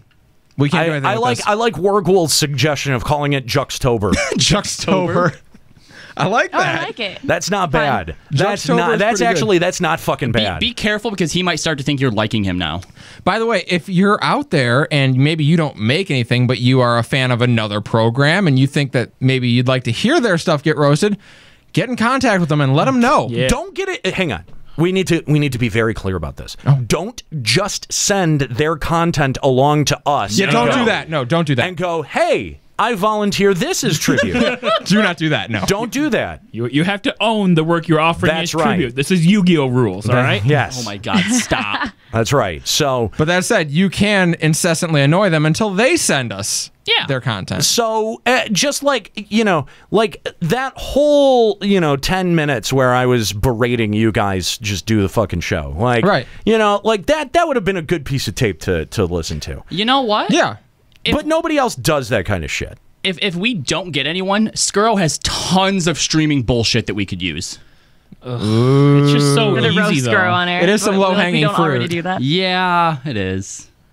But I gotta feel like, okay, so yeah, what do we do if no one wants to get roasted? Here's the thing. I'm gonna put a little. I'll put a little icing on it. Okay. Ooh. All right. I do like icing. If you volunteer, if you're the first one to volunteer as tribute, okay. If you come to us and say you can Jocktober us, we will allow you to Jocktober us back. Yeah, we will send you something back to Jocktober. We'll give you the opportunity. Yeah. How about that? Jocktober Wars. Juxtober Wars. Juxtober Wars. Juxtober Wars. If you think that you can go toe to toe with us in terms of listening to material and critiquing it and being critical, then you know what? Let's do it. Let's do one-on-one. Oh, I like this. It's kind of like or there's 5 of us. Or numbers. If they want, they can make us instead. If they don't feel like they can Jocktober, or they don't want to Jocktober. Can. That's right. Yeah, that's right. It's a skill. It is. Let's be honest. They can make us Jocktober ourselves. We've definitely got some material that's worth Jocktobering. Well, maybe we even let them pick the episode that we Jocktober if they want to go that route. Pick an FF11 one. Lloyd says, I sent you guys my SoundCloud. Have fun. Oh, no. Just his whole SoundCloud. Oh, boy. Great, Lloyd. Thanks. This is going to be good. This is going to be good. Email hosts@limitbreakradio.com if you're interested on getting in on our Jocktober homage. Homage, that's what I'm going to call it. Spread the word to your favorite content creators. That's right. Put some pressure on Happy. We'll make Skuro clip this part, and it'll be like a little advertisement. Tweet FusionX at Raffledurg. Oh God, yes, Fusion. I'm not sure he wants us to do that. Get Ethis in on this, because it'll be Ethis can hold his own. Yeah, Ethis, and he can roast us back. I was going to say that's why I would like Ethis, because he would roast us back. That's the thing is I don't think I want Ethis, because that's the only person that might be able to outdo us. He would do really well, just based on his roast video. Like he can be savage. But I want to Jocktober him because I love his content, and it's fun to tear into the things you love. That's true too. What might be nice about F this, and this might be painting a target on us, but he was able to prepare his roast, and he has a lot of stuff going on. Yeah. So if he can't just do that stuff naturally, if he has to like sit down and actually write it all out, we might be okay. Someone is whispering Kooky their links. Don't. And she says very, very bluntly, "Fuck you. You email it. Don't whisper it to Kooky. Don't whisper it to us. This is nothing. Do not ever consider our Twitch chat like a method of communication. Exactly. No one is paying attention to that shit. Caleb says, "Tweet it. Duty commenced." Oh my God! Please. Oh my God. Please do it. Do you know how happy I would be? They're gonna totally ignore everything that you say. Yeah, they will. Oh my God, no! But if they gave us the clearance to do it, oh my gosh, think about like that would get us so much traffic. You guys, put the pressure on them. Let's seriously, yeah. I want to do this. The last time that our listeners put pressure on someone, Matt Hilton blocked Aniero. Did he really? True. I don't remember. Oh yeah, that's right. Yeah. The hashtag bring Susan. That's Yeah, right. I did get blocked on that. He blocked you because of that? Yeah. I mean, I don't know if it was because of that. Because like that was a really good campaign. Yeah, and they did bring her this year, so right. But Aniero said that he thinks he remembers a specific person spamming them like 50 times a day. Yeah. Oh. Yeah. Apparently, Allie Pride emailed FEC for non-14 content. Good job. Hey. We have smart listeners. Some of them. Allie Pride. Do we know who that is? Oh, Allie Pride Gaming. I don't know. I know the name from our Twitch chat. I didn't know they made content. Okay. Matter? Anyway. Cool. Yeah. Well, if they have a name like Allie Pride Gaming, that sounds like content to me. because we haven't had people from our little inner circle that have made these gaming accounts and then never did anything with them. Davey. Scurro. But I mean, like, that's the thing about doing podcasting is that a lot of people will give it a shot for a very short period of time, and then like 15, 20 episodes later they'll be like, I can't keep this up. Which, by the way, that's quite a few episodes actually. It is. But the thing is though is that one of the things that is so disheartening about podcasting, especially if it doesn't make much of an impact your first few episodes, is that you really do feel like nobody's listening. You really do feel like you're just putting it out there for a few people. So this is a great way to get lots and lots of exposure. 15,000 hits. At the very least. It's true. And, 212 concurrent listeners. And by the way, you have me to thank for that 212. I pushed it up above 200 with my temper tantrum. Well, you're really good at that. I know. You're baby. You're conniption You're worse than baby Roberta. And I just got to say, look, they stayed, didn't they? Like, I knew that I needed to get the most people listening to that moment to try to get as many people to send submissions in as possible. We also had the opportunity to talk a little bit about the restructuring. That got as far out there into the community and into our listener base as possible. And why was that? It was because I was throwing a fit and people wanted to come here and see me throw a fit, and now they've stayed. And why? Because I'm a gigantic baby? No, why did you throw a fit? Oh. He's trying to take credit for it now. Because Zemless says Juxta triggered said temper tantrum, so thank you, Juxta. You are welcome. I'm banning Zemless right now. No. See, here's the thing, is that I needed to redirect the conversation back there and hold you accountable for the fact that you weren't going there. It's okay. So it's what you didn't do. You're welcome. It's what you didn't do. You can do a lot by not doing. We didn't have to. Oh my God. We didn't have to go through all of that. Nutter's gonna nut. But it's better that we did. I guess it is. Anyway, all right. So let's finally talk about this GamesIndustry.Biz interview with Yoshi-P. All right. So the first thing that I want to hang on. Fuck you, Carlo. Shut the fuck up and don't even talk about that shit. You guys host the show. I'm out. You guys host the show. Notice. You guys are a dummy dum-dums. I need a bottle. Did you notice how I'd be like, change my diaper, host the fucking show, and as soon as you guys started to move on, I'd be right back in with that shit. Dude, it was so good. The chat immediately was like, "So leave already." Jesus. I'm so good at that. I'm so good at making compelling radio. Your own horn. I'm so good at being a shitty person to work with. I am. God. It's so good. All right, Callo. Poison is it's your turn. Murderers. I've tried this twice now. Oh, yeah. Welcome to my world, having to deal with do your job every time I try to do a news story. God. Fucking A. All right. So, yeah, back in August. Do your job. You know, fuck you. You host. You host the show. I'm with you. I'm leaving. You host the show. I'm leaving. You can't all walk out. This show will actually end. We're gonna get through everybody and we're just done. Give me some pop. Like, I'll do the show by myself, but give me some pop. All right, Nika, it's me and you. All right, we got this. I'm going to carry you. I'm going to show you how this is done. Industry.Biz. Right. All right, so this first quote that I want to hang on, it's something we talked about very briefly last time, and it's this idea that Stormblood has helped drive Final Fantasy XIV over 10 million subscribers. Nika, does that sound impressive to you? Well, it's... because we've established that it was 10 million unique accounts over the course of the entire game, correct? Including free users. So that's not even 10 million copies sold. Think about that, Nika. It's not. They haven't even sold 10 million copies. Do you know when? Because and the thing is, that's probably true though, because every time they get new content, at least a few more people subscribe. So like, maybe saying Stormblood helped them hit that 10 million number is 100% correct. But the fact is, we don't have 10 million active users, so they're just trying to.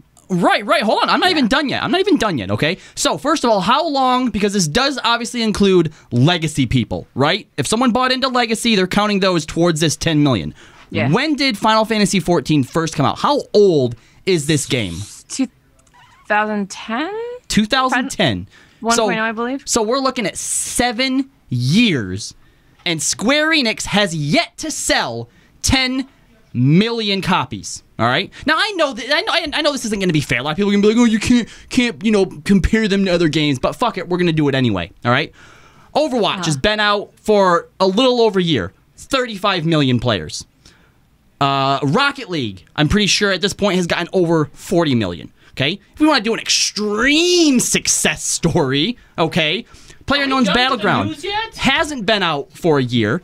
Right? Still in early access, 100 million copies, right? Now, again, those are all super, super popular games, but let's look at some niche markets, right? Resident Evil 7. Do your job! Can you, like, lock, well, next time they walk out, just close the door and lock it? Yeah, it does. Well, does it lock?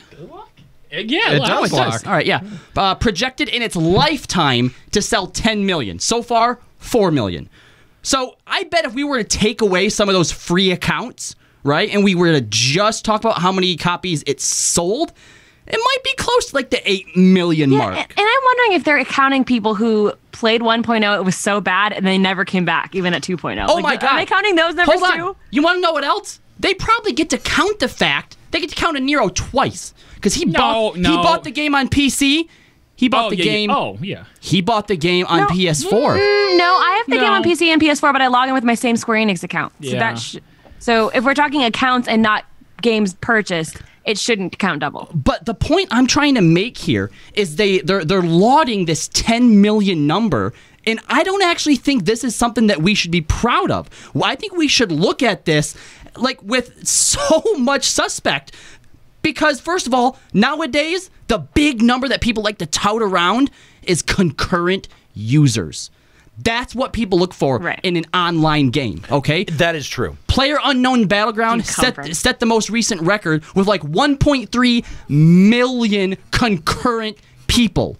And in 7 years, this game only has 10 million total? What does that concurrent look like? Actually, I've been meaning to add this up. There was an image that was going around a couple of weeks ago about how many active players, that is, people that have a character level 30 and above, compared to how many people have cleared the raid content. And I'm going to find that right now and add that image up. Go for it. Okay, and that's fine. But here's the thing, though, is that, when you see...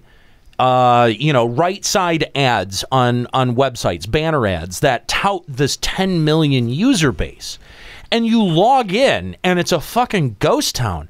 Like it's that whole, and I love this turn of phrase and I've started using it way more, but it's this whole damn your lying eyes bullshit that, when people are told something and then they log in and they find out the truth of it is not even remotely what the company is touting, they're gonna go, well, what else are you lying to me about? And Yeah, I think I've become such a cynical gamer where I don't even give those products a chance anymore. Yeah. I honestly like if FF14 was trying to pull me in as a new user, it would be failing miserably. I would not be interested in this game if I was not already playing it. Well, and what they're doing to market it, I think, is both misguided, and I think it does active damage to the game. Yeah, no, definitely. Yeah, me too. I think if they looked at how much active users they actually have, and they're like, hey, we have a few 100,000 active users, that's still pretty good. Now keep us here. But it's not. All right, Nika, yes. I'm not saying it's great, obviously. It would but be like, good. The Final Fantasy MMOs have always been a niche corner. Like, Final Fantasy as a whole is a huge game, but the amount of people that also play the MMOs has always been small. And I feel like the fact that 14's got more than 11... Like, how much did... 100,000 or so active subscribers, yes, that would be fine. They could turn a great profit with that. Right. Here's the problem, because as I was driving here today, I asked myself, what does 10 million players say to me? Because they're putting that out there. Again, this is like one of their accolades. We have 10 million. We've caught up to World of Warcraft at its prime. This is supposed to make you, if you don't play the game already, want to play it. Right. But 10 million people compared to the other numbers that you see in gaming is nothing, especially when you've been around for 7 years. All the other successful games right now have 30 to 100 million players or copies sold, and they're not even a year old, and you finally got 10 million after 7 years? What the fuck were you thinking? And I mean, I don't know. I'm not sure if this is one of the things that's asked in the course of this interview, or they respond to it, but there was this figure that was thrown out that FF14 is a game that is designed to run with about 300,000 subscribers and still be sustainable, right? Like, that's the number that I've heard, is that, you know, FF14, and that's around where FF11 was, you know, at kind of its peak, was about 300,000 subscribers. And they were I think that they were quite transparent about that during the 11 days. And they were also never trying to, like, banty about a much bigger number than that. And people were really critical of those kinds of numbers too, when people would throw out those kinds of numbers. Well, because at the time, it was a different era. At the time, you were comparing it up to WoW always, which was like, that was horrifyingly big. Right, yeah. But at the same time, 300, you know what? They may have only had 300,000, but Vana'diel never felt empty. Here's the thing, okay, is that still to this day, still right now, FF11 is the single most profitable Final Fantasy game ever. Believe it. Yeah. Ever. And that's up against things like 10, 7. Right.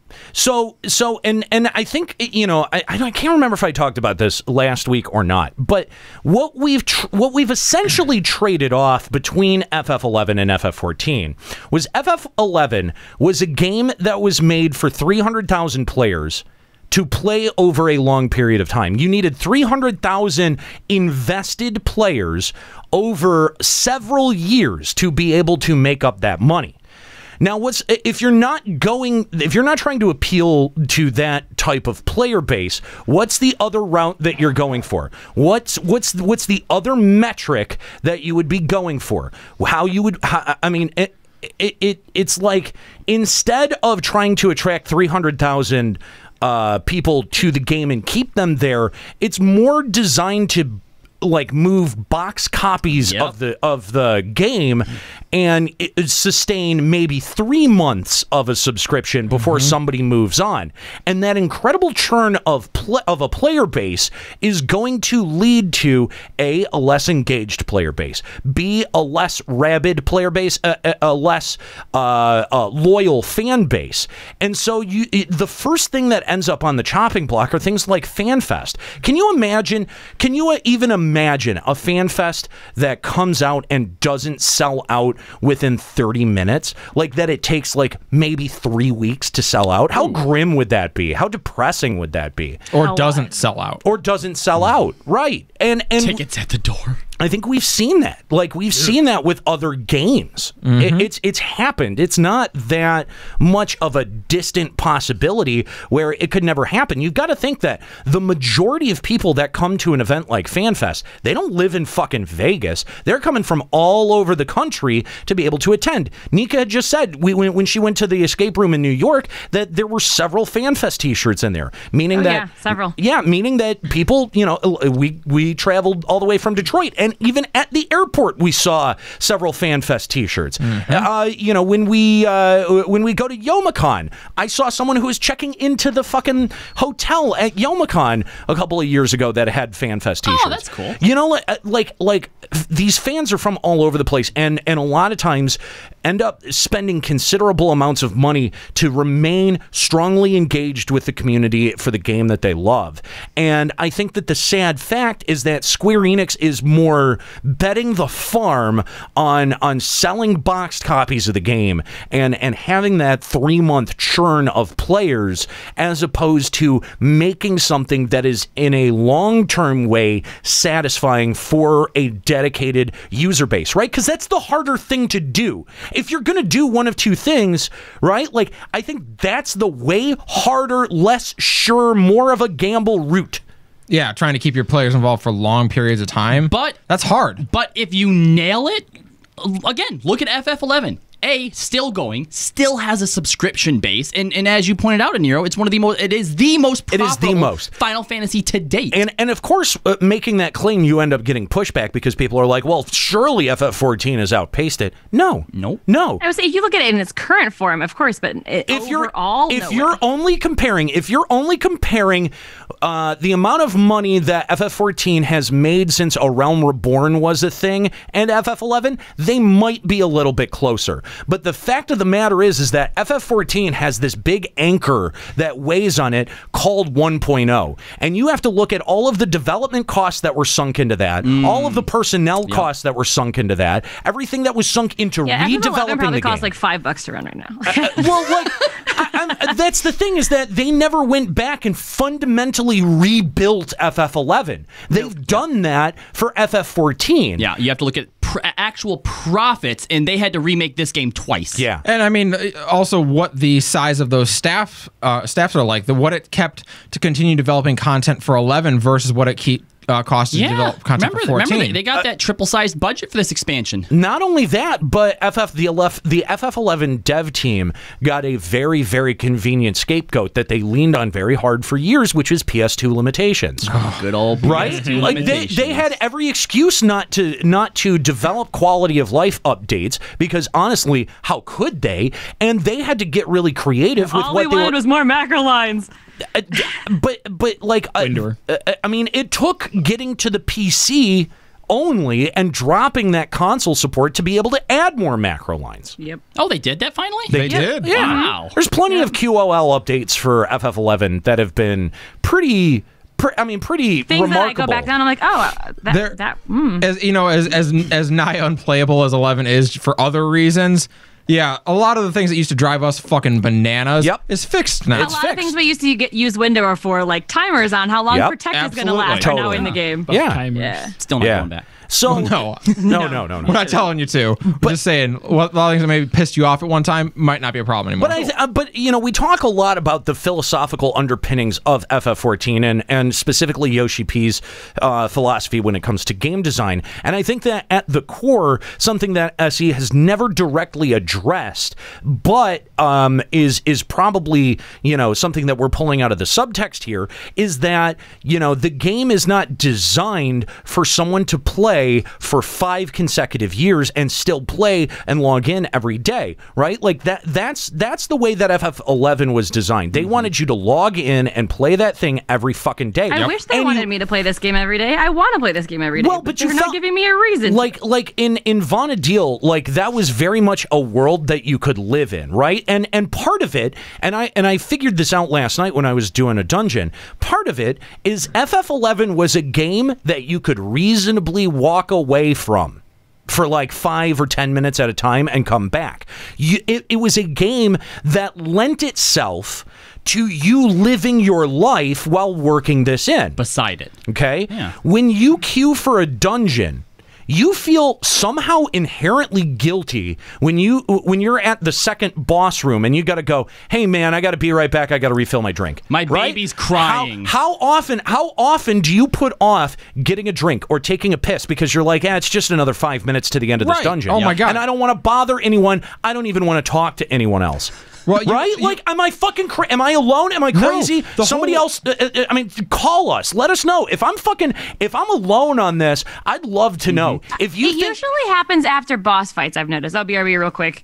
And sometimes, but I mean, you talk about 11, if you needed to rest up, well, you might as well go get a drink and use the bathroom. Find a safe spot and rest, because it's going to be 5 minutes before your health's back to full. Right. The world was existing without you needing to be there. But in this game, you think it's bad that like you can't even maybe go AFK in a dungeon because you feel guilty. How about if you're waiting on a queue?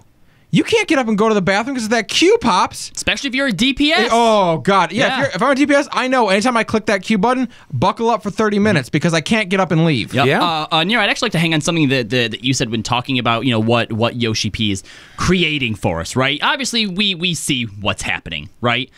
There's a particular quote, though, from the article that says they were talking about how Final Fantasy XIV is one of the few MMOs that still supports a subscription model, and they asked Yoshi-P why they're able to do that. In Yoshida's eyes, FF14 subscribers are paying for the quality of service, which is reliable servers, regularly updated content, and, in quotations, a fairly substantial volume of additions with each patch. It seems like something that's second nature, he acknowledges. You might think, of course you have to provide that. But being able to provide and deliver on that continuously makes the difference. When do you do that? I honestly think that he is living in an entirely different reality. Kinda. Okay, I finished totaling the numbers, guys. Okay, so this image that came out, it had the amount of active users and the amount of level 70 characters. I went by active users. The 70 characters would be a huge drop off, but active users was taken between September 25th and September 30th using level 36 and above as the base. Okay. So a lot of these people probably aren't even as active as you think. And this number is 831,330. So not even getting to a million. Not even 1 million. And this does not count, like, because if I looked at the people level 70 characters, the servers, I mean, this counts Balmung because it shows Balmung has 23,000 active users, but only half of that number is level 70. So yeah, because the rest of them are role players. Yeah. Right. Then every server has at least 2,000 to 3,000 less active players that are actually level 70. So on that day, there was 80,000 concurrent users. Wow. Above level 30. 800,000. 831,000. 831,000 concurrent users on that day. Above level 36. Above level 30. And this is between the 25th and 30th of September. Yep. So 10 million versus 831,000 people that are actively playing above level 36. Across all servers, right? Across all servers, JP, EU, and NA. Holy shit. That's quite a disparity. I mean, is no one, I mean, honestly, like... But come play with 10 million people. And that's the thing, though, is that, I know that people tweet us, the screenshots of ads like that tout that number. And I'm just... Why is no one who talks directly to Square Enix or interviews Square Enix or, like, why is no one tweeting this to FF14_NA? Like, this... Oh, I guarantee you they probably are, but some places, and I'm going to assume they do, probably have it to where it doesn't actually show up at them unless they approve it. Like, just based on the limited interaction we've had with Square Enix, the way that they curate stuff is absolutely in their favor. Oh, I mean, yeah.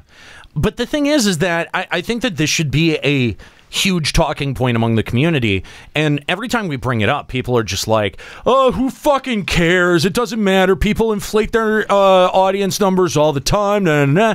And you know what? It's not wrong. You're not incorrect. Every company does. Yeah, absolutely. But we don't do a show about every company. This is the company that we do a show about. Yeah. Okay, so for that number, was that like characters? It says active users above level 36 and above. I don't know if that counts alts. We still don't even know if that's alts. All or the descriptions at the bottom of how they total things are in Japanese, except for that line. I've got 2 level 70 characters that count me twice. I wonder. But it's saying logged in. It says character data was collected from the 25th to the 30th to levels 36 above as the base. Yeah, so and then a level 70 characters. That sounds like if I log into my alt and my main, it would count twice. It's literally just characters. right? And now, I mean, admittedly, in 14, I don't know enough Japanese to figure that out. In 14, there's not a huge reason to have multiple characters unless you're spreading them out across servers. Right. It's still not 800. I mean, it says they're collecting it from the lodestone. So the truth of it is that it's probably less than that. What's 100% less? It's at least one person less because Escali here has 2 characters that he's logged in on. But then even still, if you just look at, if you assume that even with alts at 70, at least you can assume that they play on that character. But there's so much less. Yeah, the point is that the difference between 10 million and whatever the actual number is just astronomical. Even if this is just characters that 36 plus. Look at this way. Big disparity. It's probably somewhere between 5 and 8% of the number that they're saying. 500,000 to 800,000. It's probably somewhere in that range. So that's 5 to 8% of the number they gave. All right. So we know that 10 million, that number is completely disingenuous. We can kind of throw that out. I want to go back to what Kahlo was talking about, the quote here from Yoshi-P, saying that our subscriber, the cost of our subscription is what ensures that FF14 remains a quality game and that we get meaningful content expansion. And yet, as we've pointed out multiple times here on the show, that the new content that we get is consistently aimed at newer players or trying to somehow bridge the gap between people who have been playing for a longer period of time and those that aren't. And to try to bring that disparity, to lessen that disparity, is actually creating a more a more boring environment for each of us as players, and none of that is really addressed here. But the question is, so if our subscription money, if that's what it's going to, I really have to question that. I really have to go well, is it though?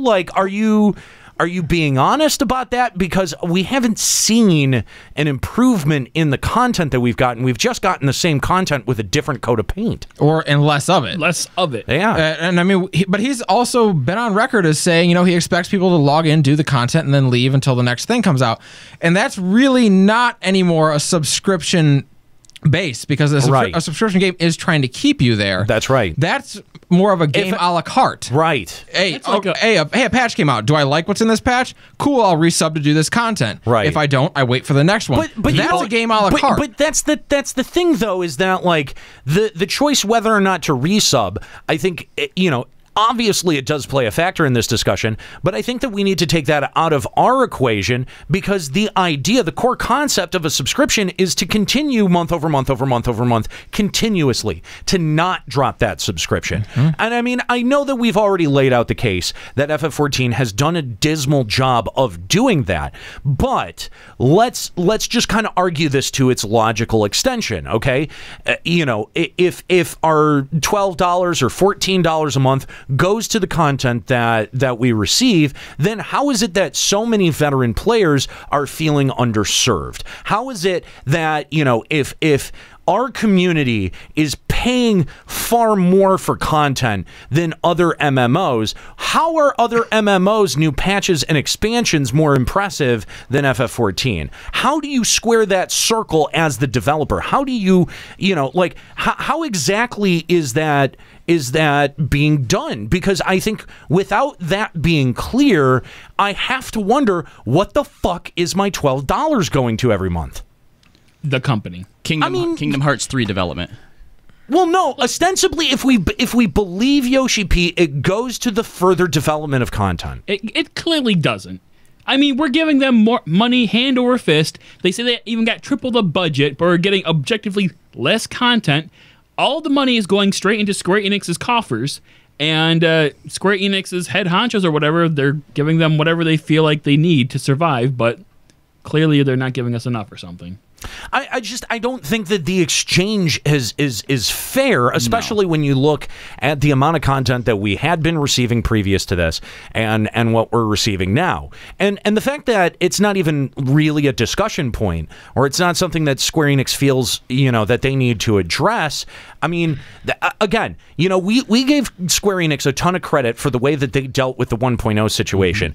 But what we have to realize is that now, 4 years out from the re-release of FF14, if there's a drop off in player base, that's far more normal than a game coming out of the gate and selling less than 1 million copies, right? Like that says that there's way more of a problem coming out the gate than this slow drop off. This is more normal. And I think that Square Enix is at the point where they're like, you know what? We can let this go. We can let it go, and it'll go under the radar. People aren't, you know, we're not going to get slammed on the front page of Kotaku for it. One or two of these stupid pissy podcasts are going to get upset about it, and we're going to fire a whole bunch of people and or move them on to the next fucking project. And you know, like that's also the other thing that, you know, when we talk about all of the problems with FF14, you know, like it would be just as easy for the company to decide, okay, we're kind of done with this now. It's going to go free to play. We're not going to do as many content injections, and we're going to lay off half your staff.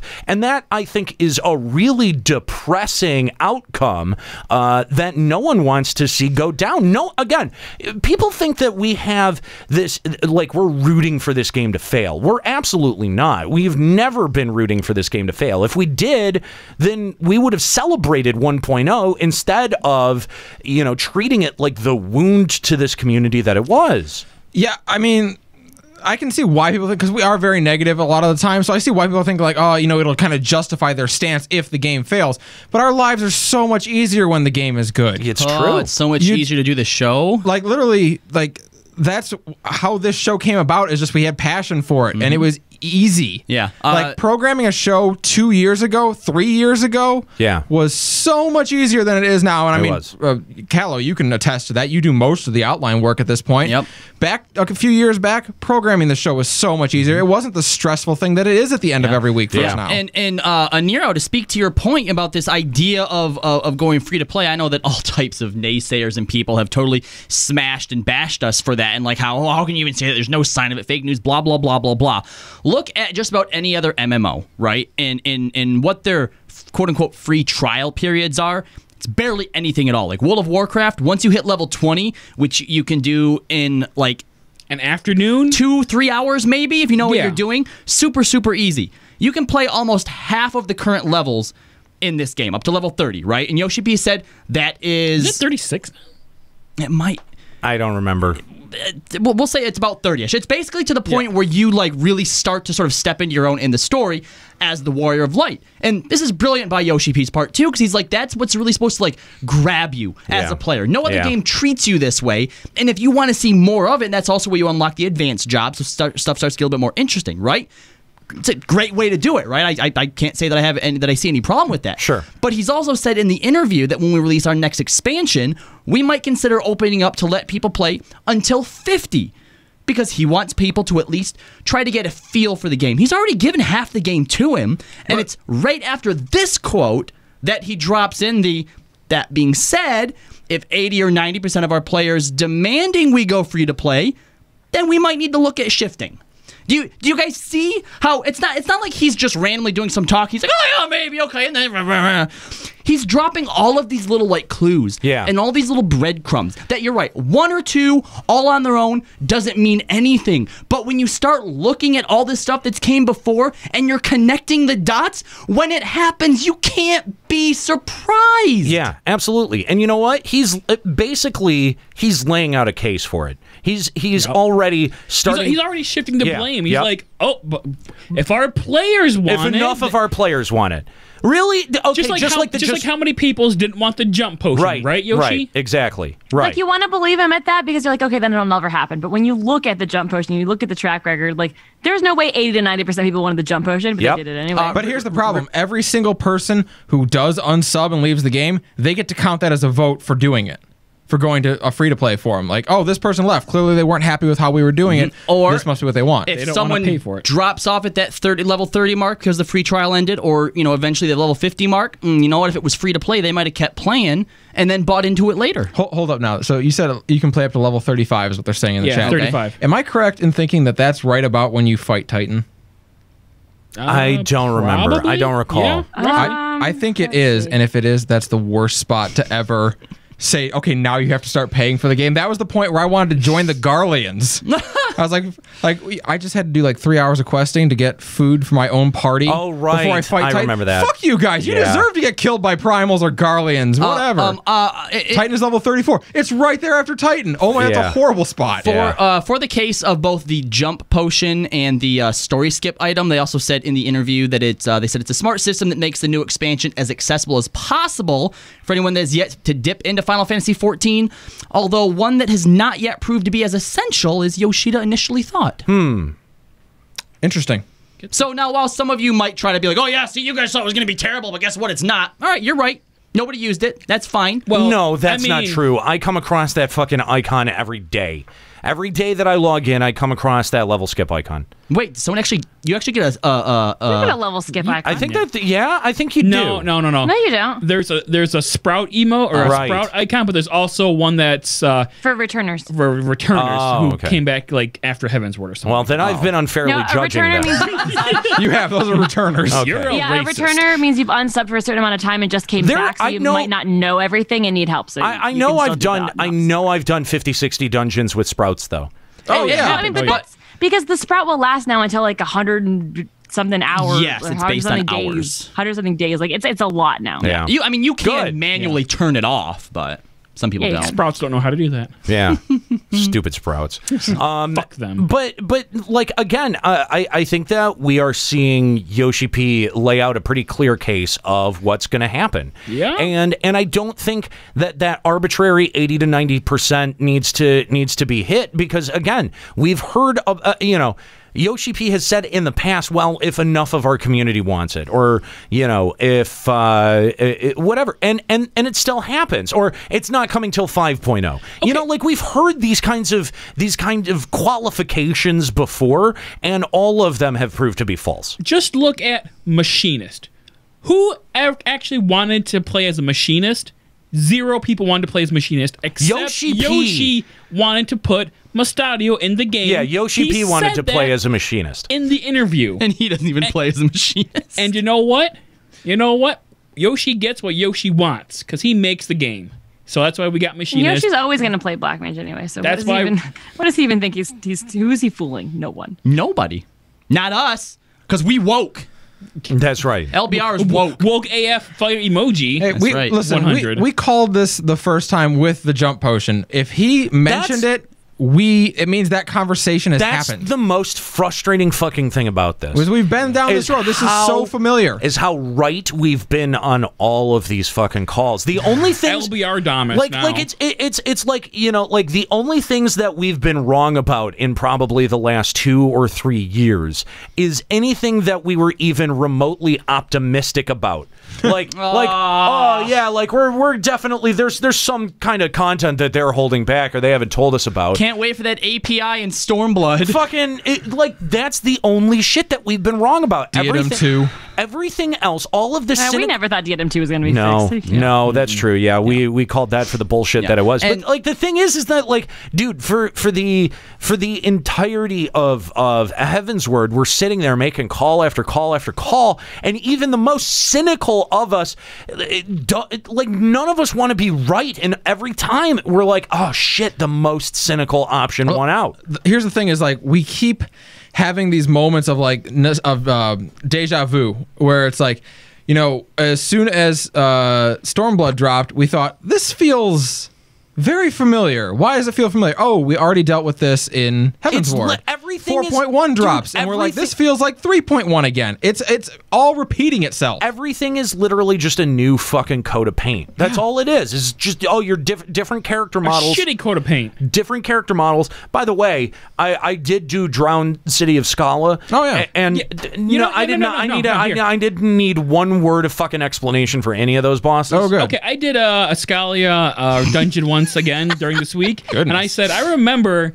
On the show, I said that this doesn't feel like a dungeon. I'm going to try to pinpoint why it doesn't feel like a dungeon in this run.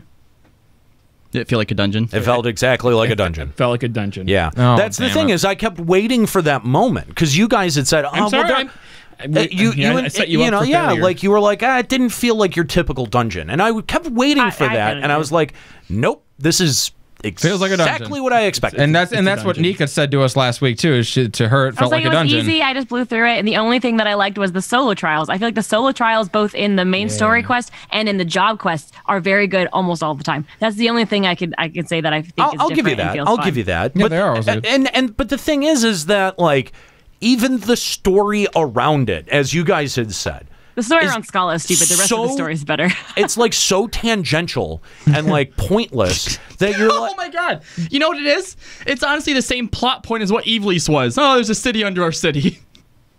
Kinda.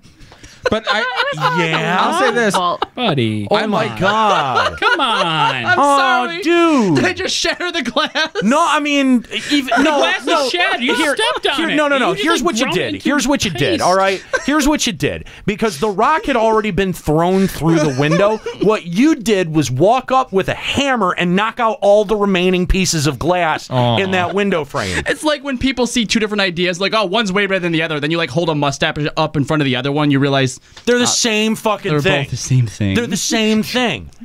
But at least the story surrounding Evilise is good. Callow's like the guy who just like grinds like spilled potato chips into your carpet. You already spilled them and it sucked, but now he's just like, get that in that carpet right there.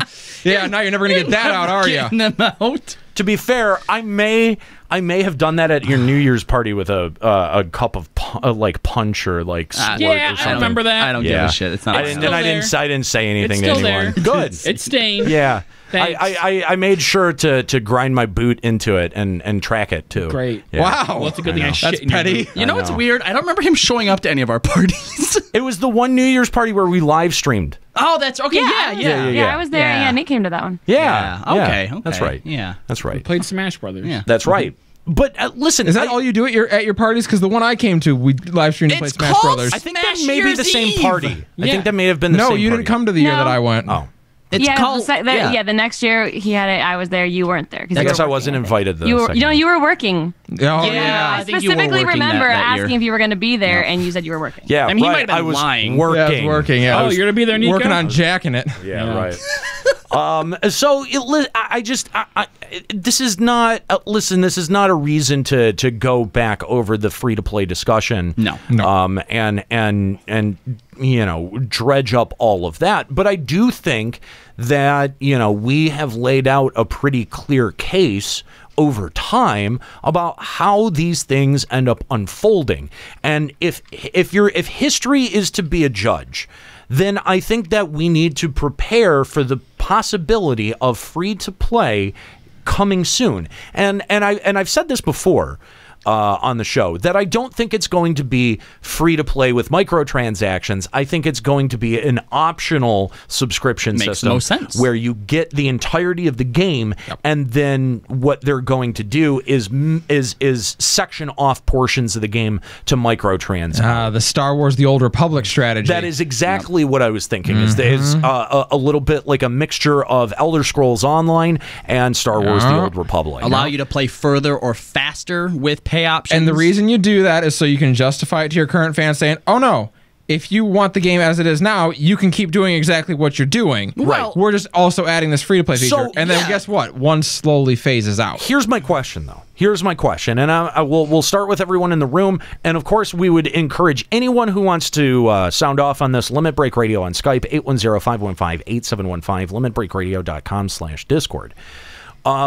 Is that so the question is if Square Enix ended up going this route and they tried to do this kind of hybrid free-to-play system where they tried to spin that line of bullshit that you were just talking about, Escalia, where they're trying to, you know, do right by their veterans and do right by their veteran community while also going the way that the market tells them that they need to go. How many people, I need to know, how many people in our audience listening right now that are playing FF14 would buy that?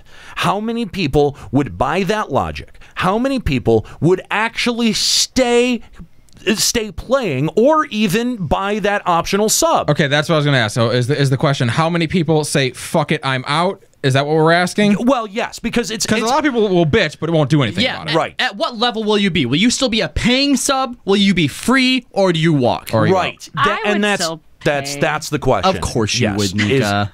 Of course. We know that. We already know that. I wouldn't pay.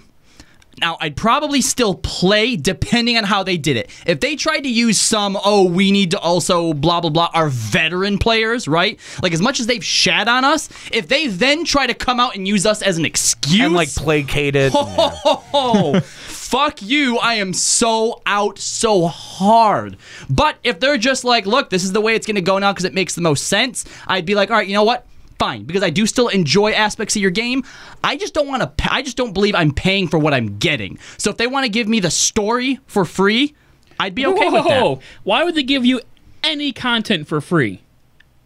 Well, I mean, to make that market model work, you do have to put something out there. You have to put some skin in the game. I have Lords of Verminion. That's what you get for free. No. Like, they're not, I don't think they would go that far. They charge for extra job slots. Yes. They charge for extra action bars. Yes. Yep. They That's charge what I see. for maybe like early access to raids. You are absolutely nuts if you think you're getting the MSQ for free. All the other free-to-play games do that. Like that's the way they do it. Okay, they already give you half of it for free. Are you fucking kidding me? What?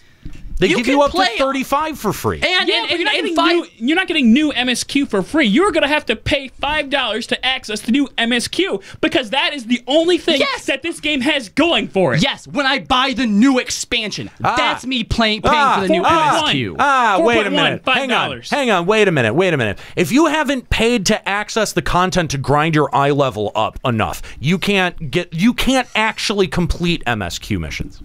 Oh. Yeah, see, there is a way to do it, and guess what? It fucking sucks. It's scummy. Even if you know what, even if they don't go the route that Juxta's suggesting, where they're forcing you to hit that paywall and get the MSQ, it's a soft wall. Because I don't think that they value their story content like that. Because if they did, dude, we wouldn't have seen them go story skip. Yeah, story mode rating. Like they wouldn't have bothered doing that. They would have said, your incentive is the fucking story. Do it, fucknuts, or you don't get to do the story. Yeah. They've already caved on that point. They've already fucking caved. Yeah, they caved on it long ago. They caved on it fucking back in with fucking Salted Earth, right? Vishap. Yes, with Vishap. Steps of Faith. Yes, thank you. There, we got it. We play this game. That's right. We're honest. No, but it is worth noting like that.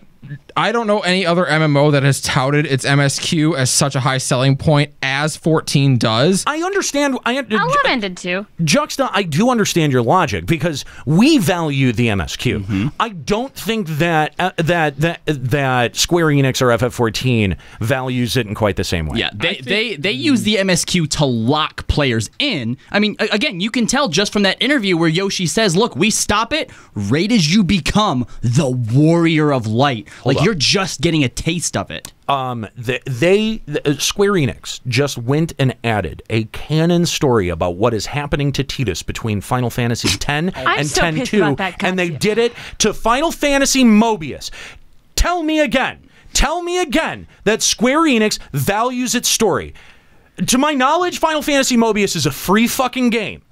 I mean, there might be microtrans, but it's a mobile game. It's a gachapan, so you play it for free. Okay. Yeah. So if they're adding canon content and using it as a selling point to Final Fantasy Mobius, what makes you think that they wouldn't just look at it as a cost of doing business to give you the MSQ and then nickel and dime you for everything that's not the MSQ? The MSQ is the only thing that you get for free. Yep. But they would have to put logical restrictions on that. I do understand your point. That's why I'm saying they'd have to do something devilishly creative. You need like not being able to complete the MSQ. They could keep something similar, like the 24-mans. You still get your weekly loot, but if you pay, you get more than one. Exactly. What they would do, they give you the base game for free, but you get very little of it. And if you want to be able to A, do it in a timely fashion, B, have quality of life, that's what they charge you for. I mean, especially because look at, what is it, the Star Wars Online one. You can still pay. You can do the story, you can do some of the content for free, but then if you want to send people a tell, you have to pay. Oh my God, they make you pay for tells? I'm pretty sure you can only use like party chat and say and stuff like that. I don't think you can whisper. Hang on. God. Hang on. I want to go back and I want to read a quote, okay? from this very interview that we're talking about, in Yoshida's eyes, FF14 subscribers are paying for the quality of service, reliable servers, regularly updated content, and a fairly substantial volume of additions with each patch. Okay? That is what they are saying your subscription money is going towards. And if they stop collecting your subscription money and you work backwards on that point of logic, then they can reasonably put out there, well, because we're no longer collecting subscriber money, you're actually going to get patches at twice the length. Like there's going to be twice the amount of downtime between patches. Here, you know what Two patches a year. Yeah. Oh yeah. Here's what we've been missing all along. The first thing that's going to pay for everything is when glamour prisms are microtrans only. Get ready for that. All dye goes to the cash shop. All dyes in the cash shop, all glamour prisms. I mean, look, there's still going to be ways to get it in game, like how we can get white dye and stuff through our retainers. Our retainers. They've already laid the foundation for all of this. But all the best dye, yeah, it's going to be fucking hard to get. Oh, but don't worry, because if you don't want to buy it off the cash shop, you'll be able to buy Gil. Remember when there was dyes that you could only get through the cash shop, and then they eventually changed it so that your retainers brought back one every once in a while. What makes you think that they can't do the exact opposite with all existing dyes? That's the whole point of cultivating the cash shop, is because, dude, look, I will let you play like my Guild Wars account just so you can see how that's set up, okay? Guild Wars has it figured out, okay? You buy everything in Guild Wars, and you don't have to buy it with real money. You can make the quote-unquote currency, whatever their fucking Krista's called, either in-game and then convert it. Like, you can convert gold that you make to Krista, or you can convert real money to Krista to buy stuff. But that's always fluctuating. Yeah, very similar to how the WoW token does, right? Guild Wars 2, their cash shop is basically what Final Fantasy 14 is trying to do. And I don't know how often Guild Wars does patches, but they're just getting what was it their first expansion after 2 or 3 years? Yeah. No, it's been a long Guild Wars 2? Yeah. It's been out a long time. Okay, maybe they just got their second expansion and it's been like 4 years or something like that. I don't look it up, but basically it works. Guild Wars 2 is proof that this model does work. They're basically taking all the best parts from the other different types of MMOs, and they can find a way to incorporate it. Yeah, second expansion. That's what it is. All right, so their second expansion. But if you can say it's only had the second expansion after being out for a long time. It's been out for 5 years. Seem like it's working. 5 years. Second expansion is coming out or is out or something. I guess that's fine. I mean, that's just a little slower than 14's rate. Then KG Maide in the chat says, "I hope you fools are wrong." KG. We hope we're wrong. Yeah, no one hopes harder than we do that we're wrong. But here's the problem. We're fucking sick and tired of being right. That's fair. As nice as it is to be right, we're getting a little tired of it. Yeah, I mean, it feels good to say I told you so, but it also like something in me You know what else feels good? Being able to see our Patreon numbers go up because people like the game. Yeah, that feels good too. Here, it's like, but you're right. It is nice to be able to say I told you so, but it's like you're sitting there holding onto your balls while you're going like, oh, I told you that guy was going to kick me. Kazu says that they update the game every 2 to 3 months. What does the size of those updates look like? Because based on what we're getting right now, right? Imagine if they go free to play and the game gets better. Ooh. Yeah, you just choked on it, didn't you? That didn't taste I don't think it would though. What in your mind would make you think it would get better? I don't know. I've never seen an example of it getting better. Okay, no. Here. Hold on. Nika, right now we have quality content, and then they're no longer collecting as much money. Nika, now that it's going free to play, you've tasted this game that's really shitty with a subscription fee, but now with a free to play model, suddenly we get content that's raid worthy. We get 24-man raids that actually require effort. We get link but what shell money are they content. using to create that we stuff? actually get like besiege type events. We get like salvage events. We get like new endgame with like new shit. We have no evidence for that whatsoever. How would that happen if they're no longer collecting money? He said they will collect money. They're going to make money hand over fist. Money, but do you think that free to play model they would get more money than they're getting with this subscription model? Yes. It depends on what they then introduce to the cash shop. Nika, every time a new pet comes out, people go wild for it, right? Imagine this. Imagine instead of coming out with a new pet every month, they come out with a new pet every week. And you could go ahead and buy it for $10, or you could buy this box here for $2 that comes with 2 random pets. Right, but think about it though. All of us are paying $10 to $13 a month. Sure. I feel like $14.99. and people could go crazy over the minions because there's something you can get in the game. I cannot imagine that even a third of the people that are paying every month would then just race to buy new minions. Nika. Some people in this game once pay, it costs real money. People in this game pay $25 a month to store all of their glamour. Yeah. I know someone who pays $50 to $60 a month. Now, hang on. Now, what is wrong with for people? Retainers. Now, here's something else that you've got to keep in mind is that at any time, Square Enix can lock any feature behind a paywall. And, if you think that, our current cash shop is where they'll draw the line, then I don't know what makes you think that. I don't know anyone who would think that the current cash shop would be the line. They would just erase the line wouldn't exist. Does anyone actually think that the current cash shop would just exist as is for free to play? I don't think anyone is that stupid, at least of our listeners. T. Capelli says, to be fair, I spend $20 a month for a fucking postcard. Yeah. Oh, ouch. Okay. But that that's a little. That lends to my point. You think people won't drop $2 on loot boxes? How many people will say the game's free to play? Well, I would be spending $13 to $15 anyway. I'll just spend that in the shop every month. And now here's the thing: is that and this is really. I mean, that's one way to look at it. But this is really at the heart of the discussion here: is will people spend the money, and how much money does Square Enix stand to make by switching to a system like this? Okay? Because as we've seen with other microtransed games, even ones that we want to sit here and deride and make fun of, Total War. Fucking what's that? That's that mobile game. There's so many games that have that microtrans in them that we look at and just kind of dismiss and be like, who the fuck spends money on that? And then you find out, if someone does an interview with the CEO of this game and they go, yeah, we make $15,000 a minute on microtransactions. Yeah, see, and it's just like you go, what? Hold on, what are those margins back that? Did he just say a minute? What the fuck? We're in the wrong business. And the thing is that when you introduce a system like that, right? You then have right now with the subscription model, everyone spends about the same, right? Yep. Like you can have people that spend a floor. little bit more. They spike for a month and then it goes back down because they bought everything. Or if they're buying things in the cash shop, right? Like there's a little bit of margin to continue to go up, right?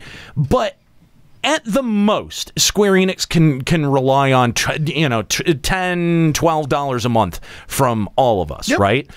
But if we go to a microtrans system, and especially we see this in pay-to-win microtrans environments, that there are people who will just completely spend unreasonable amounts of money because they like the game. It doesn't matter that there are only 200 other players. They're going to spend the $10,000 to get all of the trinket shit and rule those 200 people. Like, we've seen that psychologically play out again and again and again, and you do not need a hit game to do that. You do not need the World of Warcraft equivalent of a fucking microtrans game to be able to make that work. All you need is a handful of your most devoted, fiscally irresponsible players to drop. What was that thing? We talked about that story. The guy on Checkpoint who did like $10 million in the mobile game.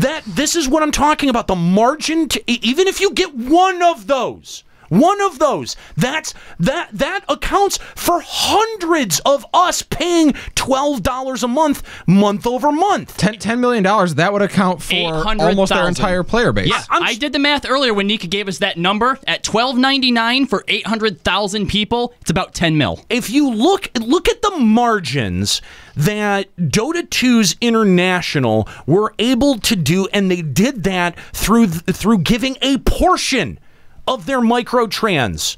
Yep. To put towards their tournament. Something on the order of $18 million. Right. Yeah. Jeez. Yeah. But I just don't see the game. Nika, this is the reason you don't see it. What MMOs have you played? Final Fantasy XI, Final Fantasy XIV. No. You have MMO privilege, okay? Okay, you don't see it happening because you don't see. You haven't been to other MMOs to see I'm not saying it won't be profitable. Like, you made a point there, but what I'm saying is that what Juxta was like, what if they start giving us really hard progressive content? That won't happen. If this game gets to a free-to-play type of thing, all of the raiders that are already struggling to find a reason to play will have zero. They're not supporting them. Those are the people that aren't going to buy the minions.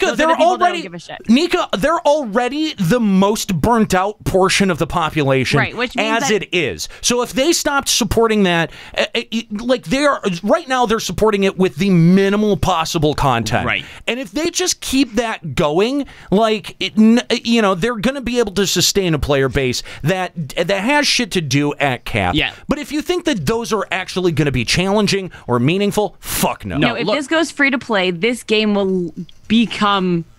Nika, we already know it's a theme park MMO, but it's literally going to be something you log in. Like, you would go to a theme park, you'd go and you hang out, you play with toys, you go home. Yeah, Nika, you're addressing a point that is a Juxta trap. Yes. Like, he was not seriously putting that out there. I know that. But what I was saying is that, like, we're talking about ways they could improve the game, and if they actually believe that even though they'd make possibly more profit, if they actually think their game would become a better game because of this. No one. I don't think anyone believes that. Not even the developer. Would Square Enix even feel that?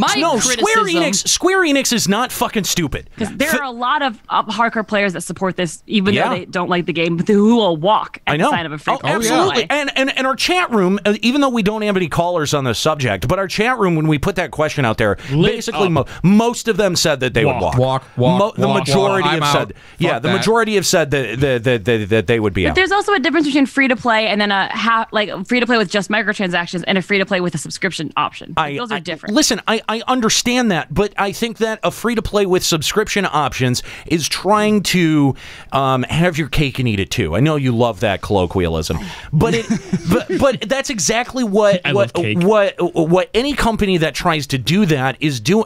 They're trying to essentially appease their old fans and bring in as much new fans as possible. But somehow ESO is making it work. Somehow ESO is making it work, but they did not have 4 years of service under their belt before they made that decision. Yeah, they made that jump in like their first 6 months. Exactly. Yeah, they saved themselves. And they did Star Wars Golden Pulse, by the way. They did it super fast. By the way, both games did not go uncriticized for that decision, by the way. There was a lot of feedback and vitriol, absolutely. And a lot of their veteran players left. And what you see in those games is you see that churn at the lower end of the level spectrum. You see people coming in, checking it out for 3-4 months, and then they're out. And maybe they'll come back. Probably not, though. But 1 out of every 1,000 of those new players is going to stay, and they're going to spend $10,000. Exactly. And then the company's going to make money hand over fist. And the thing is that are we the ones that are being cynical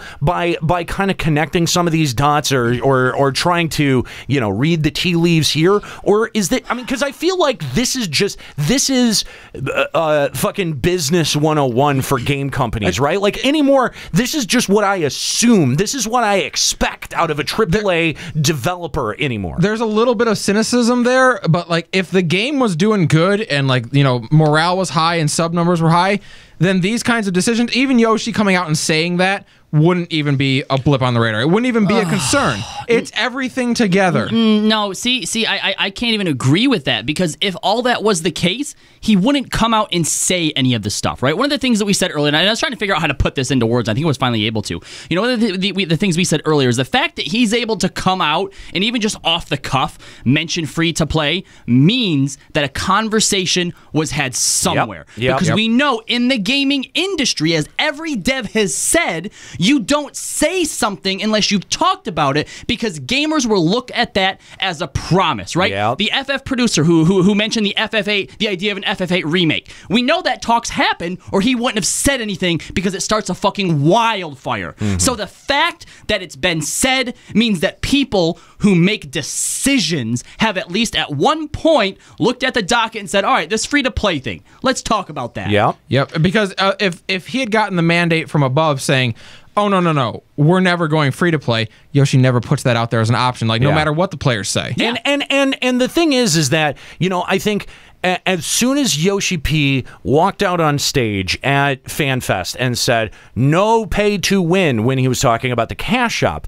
it alleviated a lot of the fears immediately about the cash shop. But you're right, Kahlo, that FF14 players took that as a promise to mean forever. And we looked at Yoshi-P as maybe the last guardian of things. I know. Terrible game. I know. But we looked at him as maybe the last guardian against, things like pay to win and microtransactions starting to seep into this game, or free to play starting to seep into this game. And the thing is, I think we have to rewrite that thinking, because this is, if Yoshi-P is not willing to be the one that stands up and says, no, I don't want that as a part of my game, and resists those calls either from above him or from his team to make it happen or let it happen, then you know what? Like, I don't think that any of us should sit around lionizing him for that decision.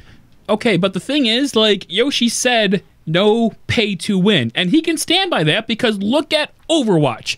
That is not pay to win, but they make money like crazy from loot boxes, which are purely cosmetic and have no bearing on the actual game. So if Final Fantasy XIV goes free to play, they can still make a profit and keep pay to win out of the cash shop. Here's the problem, though. Blizzard has real artists that can vary their work and not give you the same thing over and over and over again. Well, listen, they can do that, right? They can do that. But I think that there is a equal opportunity for them to not do that, and to do the most craven and greedy thing in this case, and that would be to microtrans pay to win.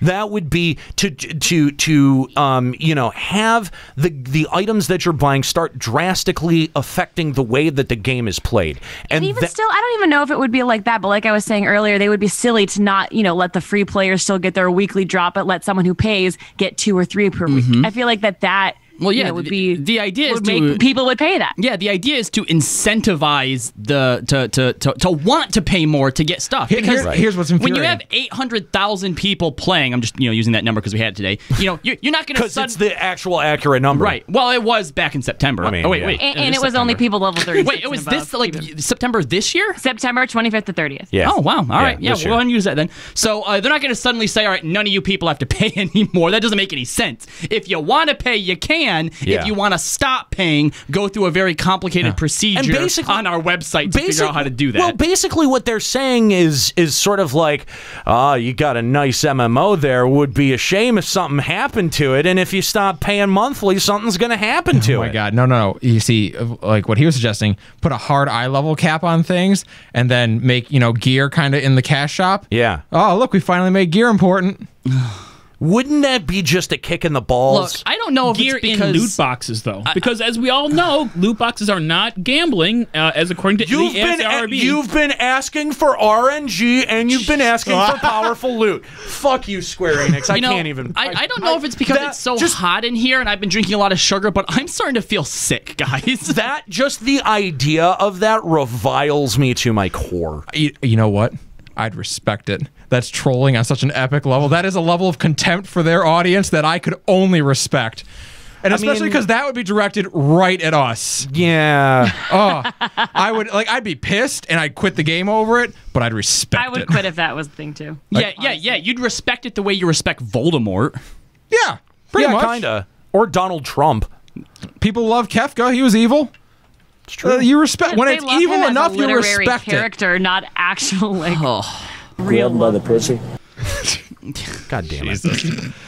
No, I do think that this is a problem that not enough people are talking about, because already, fake news, Aniero, fake news. Like, here's the thing, is I'm actually kind of legitimately glad that we waited to have this discussion for 3 weeks, because everyone was talking about it 3 weeks ago. They were. 0 people are talking about it right now. Yeah. And they never talked about it to the extent that it needed to be talked about. There were people that were like, oh, I knew it was happening, and then people were like, no, fake news. And that was the end of the dialogue. Yep. Pretty much. Pretty much. And wake up, sheeple. But that's, again, you know, like, it's kind of a happy accident that it ended up like this, that we've taken 3 weeks and now we're coming on to talk about this, right? But again, look at how quickly people move on from things. Look at how quickly people move on from the discussion about things like free-to-play that could drastically impact the future development of this game, and yet this was a discussion that we had 3 weeks ago, and already we're talking about Evilise and how boring Evilise is. Look at how quickly and how passionately people rejected the jump potion when it was just being discussed. It came out, and now no one cared. No one's like, yeah. oh, okay. And granted, no one's talking. No one's talking about how detrimental it is. Yoshi said that it's not that big of a deal, and people don't buy it as much as they said. So I guess we guess it's okay. It's fine then, because he said so. Because he said so. Yep. So even if they go free to play, you know what they're going to be telling themselves? Oh, there's a vocal outcrying, but like the jump potion, it'll pass eventually. We can't let it pass. That said, we did our damnedest. Yeah, with the jump that's potion. the thing. Yeah, we don't did have 4 straight weeks of calls on that shit. We don't have not because we wanted to. Yeah, we only can put the discussion out there. We don't have control over the actual fucking decision. Hold on. Mindfuck. Maybe the reason we're not getting calls anymore is because the people who said they would quit if Jump Potion came out actually quit. Oh. We got calls last week, though. Mind blown. Oh, not to the extent of Jump Potion. Well, that's and it wasn't those same people that were calling in, right? Yeah, we had like 8 calls every episode about Jump Potion. We had like, what, 3 last week? Yeah. No, he's right. He's right. The jump potion controversy, at the end of those episodes, we'd be like, look, we have 5 or 6 people on the phone. We're not going to be able to get to you today. Yeah. No one's ever called in that hard before. And they were all new callers usually. Right. And yet now, at this point, when we're talking about free-to-play, like, this isn't a thing that's worth discussing. It's because everyone who would quit have already quit. And I think everyone else pretty much agrees with us, too. Like, they would just be calling in and saying... Yeah, people are sitting at home, they're like, Yeah, I'd walk. Yeah. That's true. Guy in the chat whose name I can't pronounce, so Stockholm kicks in and we just accept it. Kinda. I mean, that's the depressing part, is that it really just does... I feel like a lot of the community is whipped dogs at this point. And it's the same guy actually just said, people know SE isn't listening, and it's tiring to keep crying about it all the time. And we actually kind of experienced that. Cry you must! No, we experienced that for a while. We're like, no one's fucking listening. Yeah, well, yeah, but the thing is that does that just make you shut up about it? Like, you know, when you see something fucked up or that you don't like and you feel nothing is happening, listen, that's a mandate. You've got to be louder. You've got to be more annoying. You've got to take it to the next level. Do not go quiet into that good night. Those are the we want. Fuck off. Demand what you think is best for this game. This is not, hey, give us easy loot. This is do what is responsible for your fucking community that, by the way, gave you a pass on 1.0, supported you all the way through it, and by the way, anyone who's got that legacy tattoo, you fucking paid a sub fee in 1.0. That's what that means. That's what that means, okay? Yeah. I think for 3 months. You had to have for 3 months to get it. You paid a different kind of price. If I remember correctly, you had to have an active account for at least one of those sub periods before they turned it back free to play, because they turned it back free to play at the end. It was near the end because it was within a period of time. You had to have had an active sub, because my benefactor paid for all of 1.0 and she stopped. I want to say 4 or 5 months. Maybe it's not true with the tattoo. That's legacy status for your cheaper sub. Maybe that's it. That's what it is. The tattoo, you just have to make a character. Which I have. Okay. Yeah, I have the tattoo, and I didn't pay for it. Okay, thank you for correcting me on that. So that's how I pay 12, you guys pay 14, right? Okay. 25. Well, I pay 14. You didn't need to admit that. I have to admit it every time. Wait, still? Right now? Kind of. I paid for like half of the month to get my retainers back, and then I immediately unretained So I paid like $6. Okay, so all of you jacking off right now that you're correcting me, that's nice. Okay, I got a small piece of information wrong, but the core of what I said is actually true. That there was a campaign that you had to be involved in paying the sub for to be able to qualify for future status on FF14. Yep. Okay, so again, we floated FF14 through 1.0. Oh, yes. And in a large extent, we floated Square Enix as a company by continuing to pay not only subs for FF11, but then subs for FF14, and then coming back for ARR. And for some reason, Square Enix thinks that this game can continue on without all those people. That's the part that makes me sad.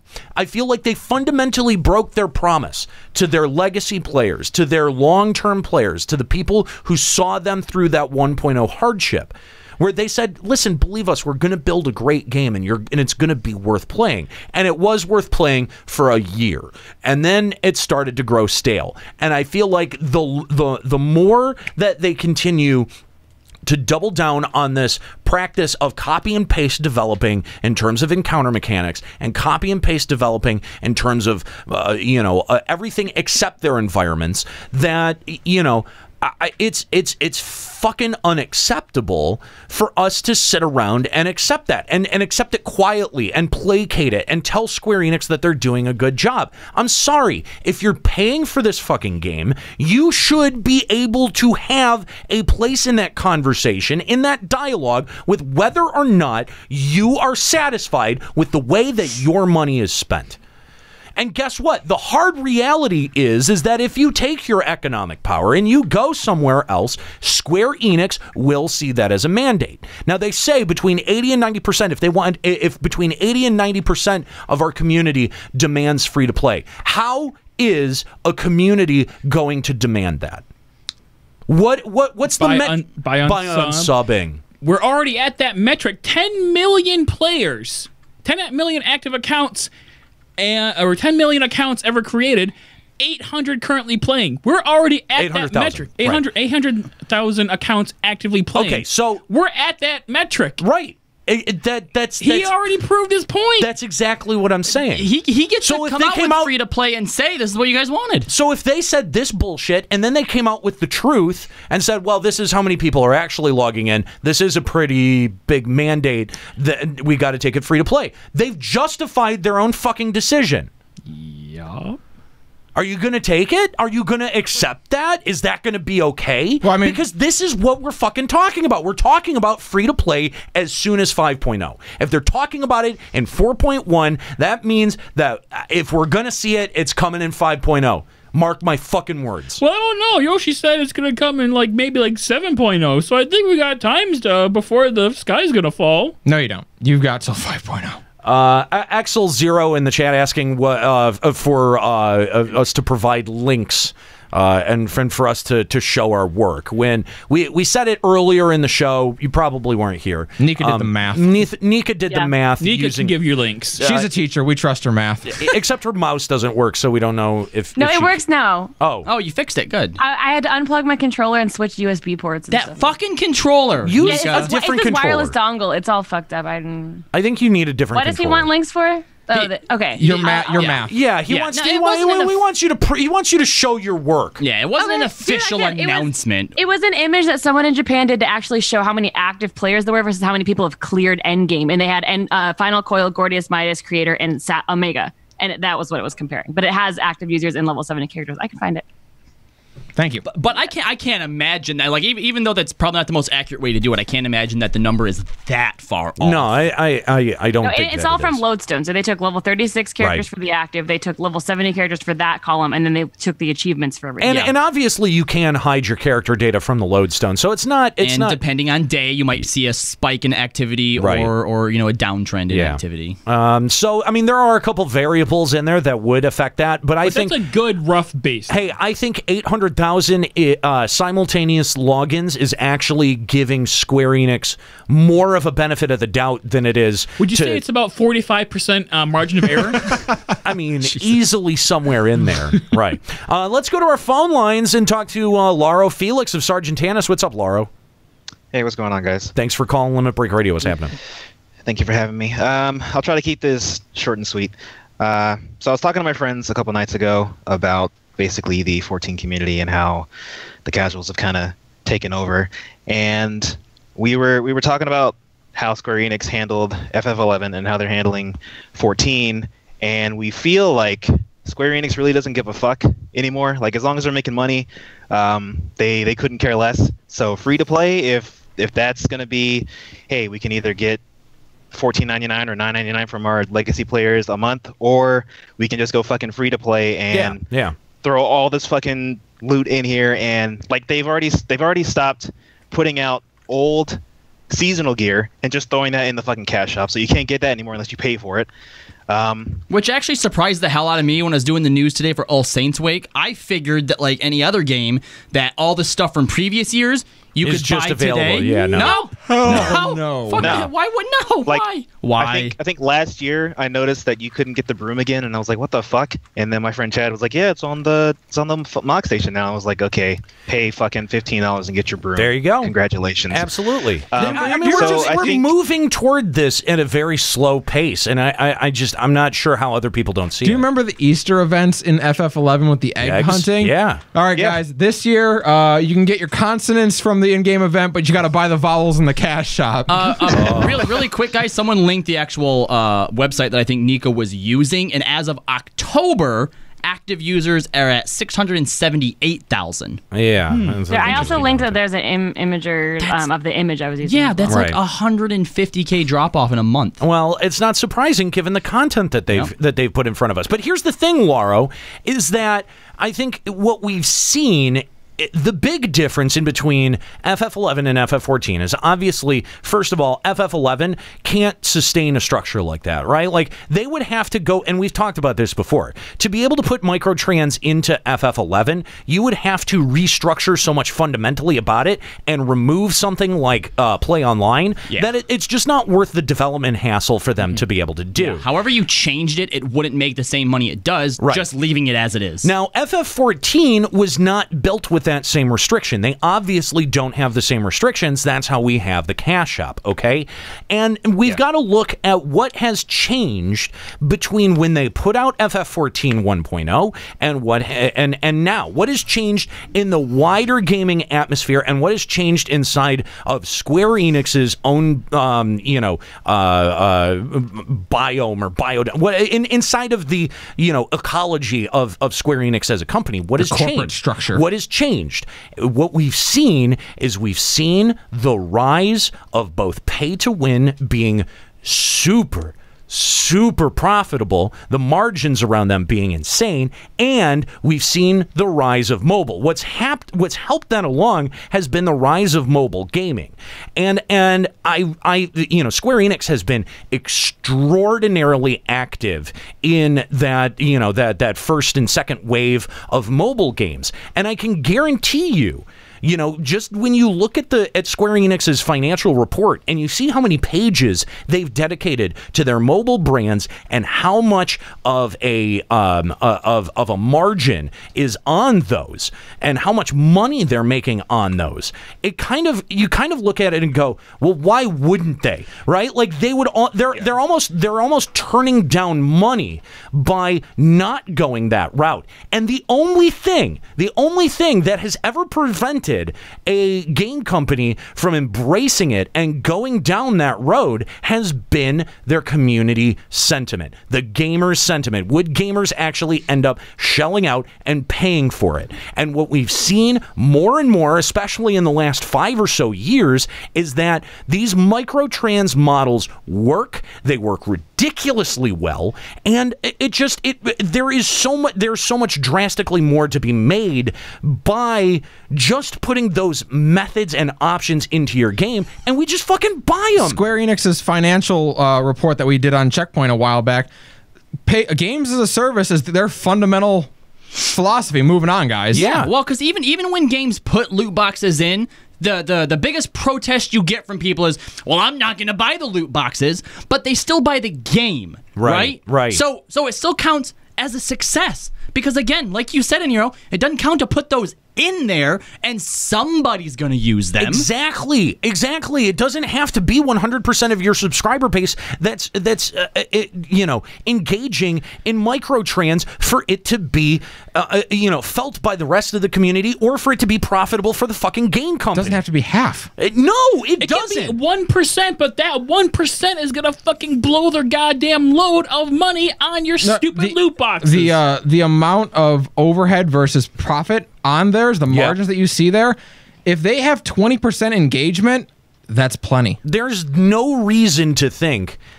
sentiment has changed on this so much, since the days of FF11, and we used to look at guild sellers like cancer and microtrans as, if a game came out with microtrans, that was the reason not to play it, is because it had microtrans. Visceral backlash, yeah. Exactly. And now, they put Pokemon in it, fucking take $200 of my money. You know what I mean? Like, we're all that fucking stupid. We've all done it. We've all done this. We're all guilty of this. And the message that it sends to developers across the board is, we make so much more money doing it this way.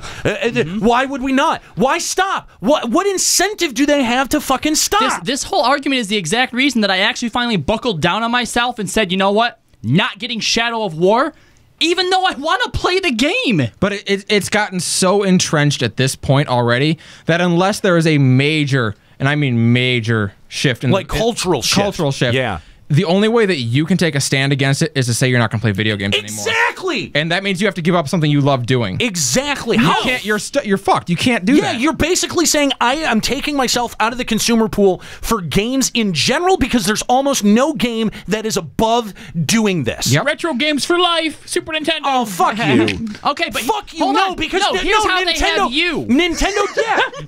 I think, Kala, we're on the same fucking wavelength. Right. We got you. Because you sat here, and you told us about how you bought the fucking SNES Classic, you fucking dolt. I wanted to buy it. I haven't bought it yet. That's because you're too poor. Yeah.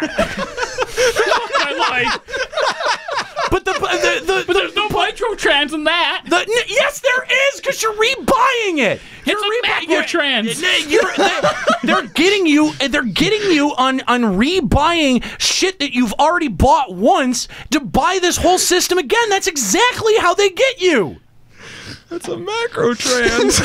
Macrotrans. You guys, I really wish you would have had cameras on, because when me and Aniero both spoke up, he was trembled visibly. He was. That's because you're too poor. I haven't seen him that worried since I said go host the show on your own. Yeah, it's about an hour ago. That's right.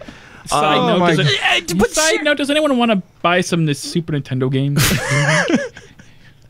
Honestly, though, I mean, we're all fucking guilty of this. We are. No one is above this, and that's the thing. As soon as it gets injected into a game or a series that we can't live without, that's just it's our fucking it's our jam. It's our thing, man. It's coming up. Star Wars next month. We fucking partake in it. We do, and it sucks.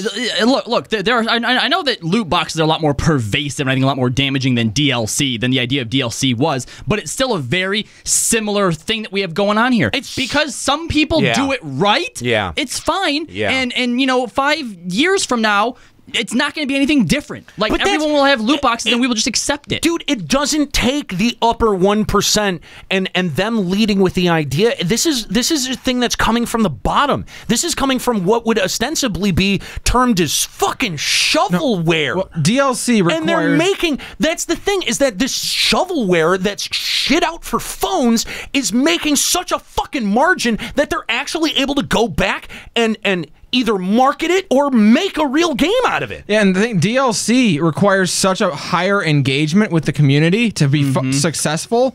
This does not. This can function on incredibly low engagement. God damn, and that's terrifying. It is so depressing. It is so depressing to have to say the only way that you can stand up against something like this, if you don't like these business practices, is like you had said, Escalia, to take yourself out of the consumer pool. That sucks. It sucks because, and guess what? we're not asking anyone to do that. We can't ask you to quit your favorite hobby. No, we can't. We're not going to do it. Of course not. But we can sit here and at least recognize, wow, we are being bent over and fucked, and I know something about that. Jesus. I'd like to shift this back to FF14 really quick, but it's going to be just as sad. Now, I'd like someone else just to verify this if they can, but Kinthrall is saying 8.8 million of the total players aren't affiliated with a grand company, which is level 20 in the MSQ. That means 1.2 million people at least got far enough to actually like get a grand company. And more importantly, 8.8 million didn't. Yeah.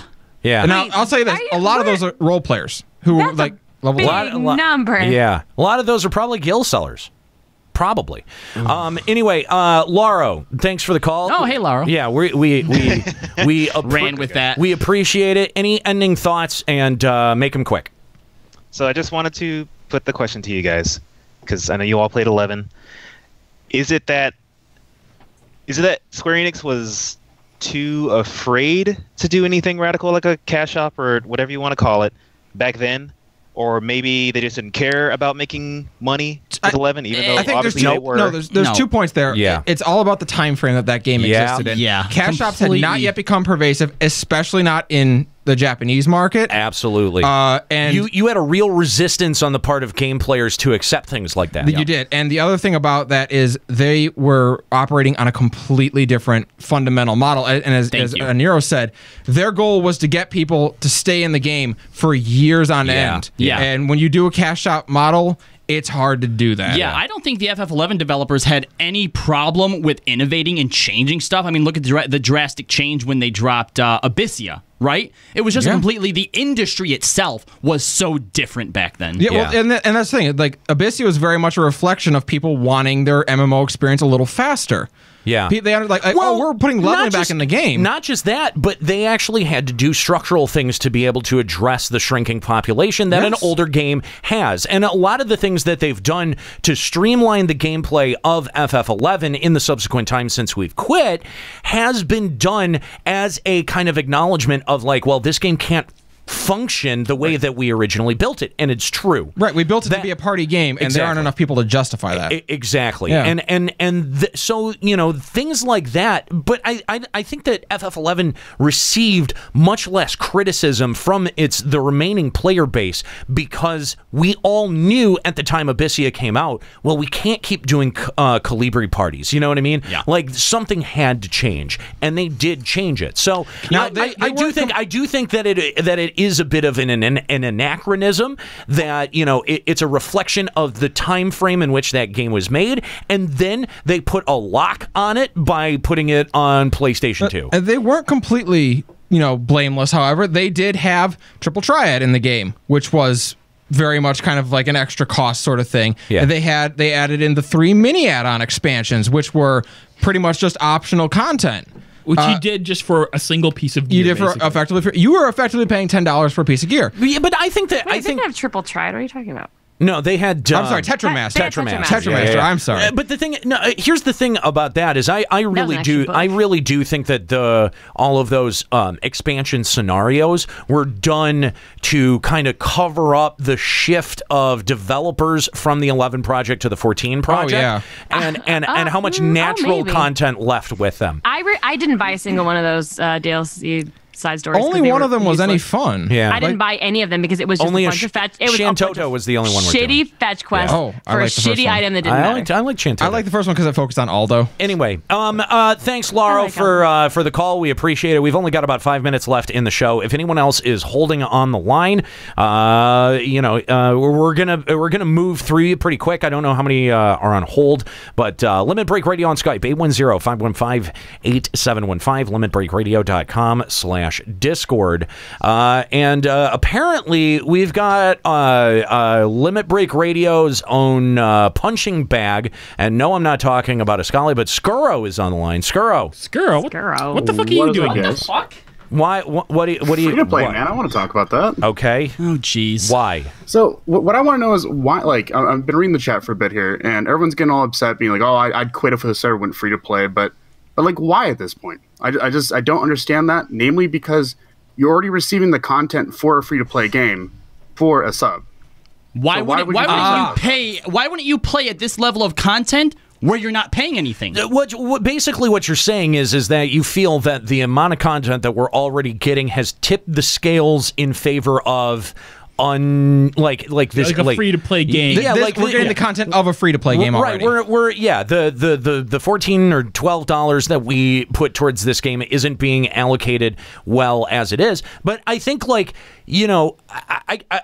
think that's we should absolutely be holding Square Enix accountable for how they're allocating money, but saying we're going to give them less. You know what I mean? I think, the reason that people hold on to the sub is for all of those reasons that Yoshi-P laid out, is that the sub is supposed to represent a promise. A promise of how often you're going to get content, how high the quality of the content is going to be. And Skrull, what I hear you saying is that the quality has dipped below the acceptable point for paying a sub. Yeah, completely. I mean, you're getting a dungeon every other patch? That's fucking ridiculous. And then you're sitting there for months and you're subbing constant months for maybe a month's worth of content.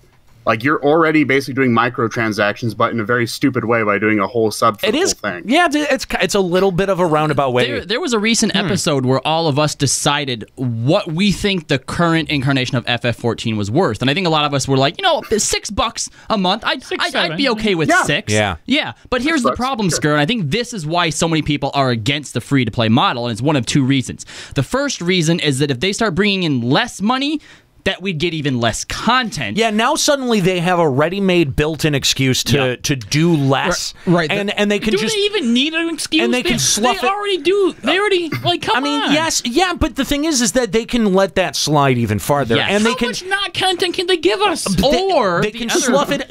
And I don't know if this is where you're going with it, Kahlo, but the other thing that they can do is have longer periods of time between updates. Yes. That's the other way to slough it off. And you've got a built-in, ready-made justification by going, listen, we had to change the way that people are paying for the game. So of course your expectations on when you can receive content updates is going to change as well. Yep, that is true. But the other point that I was going to go to is if it starts to go the Star Wars way, then they start to lock stuff off. And I don't know about you, but it would really irk me to my core is whenever I opened up my character sheet, I see little lock and money buttons on each of the jobs. That's a way more dangerous option for them to go. That is a far more dangerous option. The way that I could see it going is if they basically say, hey, you're going to receive half the tomestones you already received for content if you basically go the free-to-play route.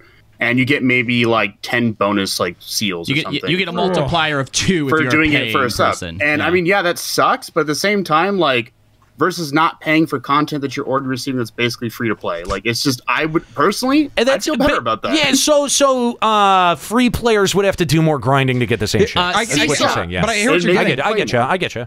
There comes a point that's a way that you could do it. When you still are paying your sub every month, you're paying that $12.99 a month. Yeah. Part of that payment is with the expectation and hope, I guess, that the content does improve. Right. And when you go to the free-to-play model, you're basically giving up that hope. And that's what Skrull is at. He's like, I've already given up that hope, so I might as well pay nothing. Here's something else. Here's something else that everybody has to keep in mind too if you go to free to play. As Ziesel0 says in the chat, let's not forget the special type of people that free to play brings in. Oh no, we got to play with the short bus audience. We're gonna be the new RuneScape. We've already got that fucking audience. All right. Yeah, we already have that people. bus. They've been parked here for a while. Listen, spend. The only difference is that this bus of special people have no money. Spend 10 minutes in a fucking Fortnite match and come back to me and let me know that free to play is a good option. No. Okay? Honestly, it's fucking. I can't think of a free to play game that I've looked at and said this is worth investing myself in. Wambly Pond says, "Who's not blocking shout chat at this point?"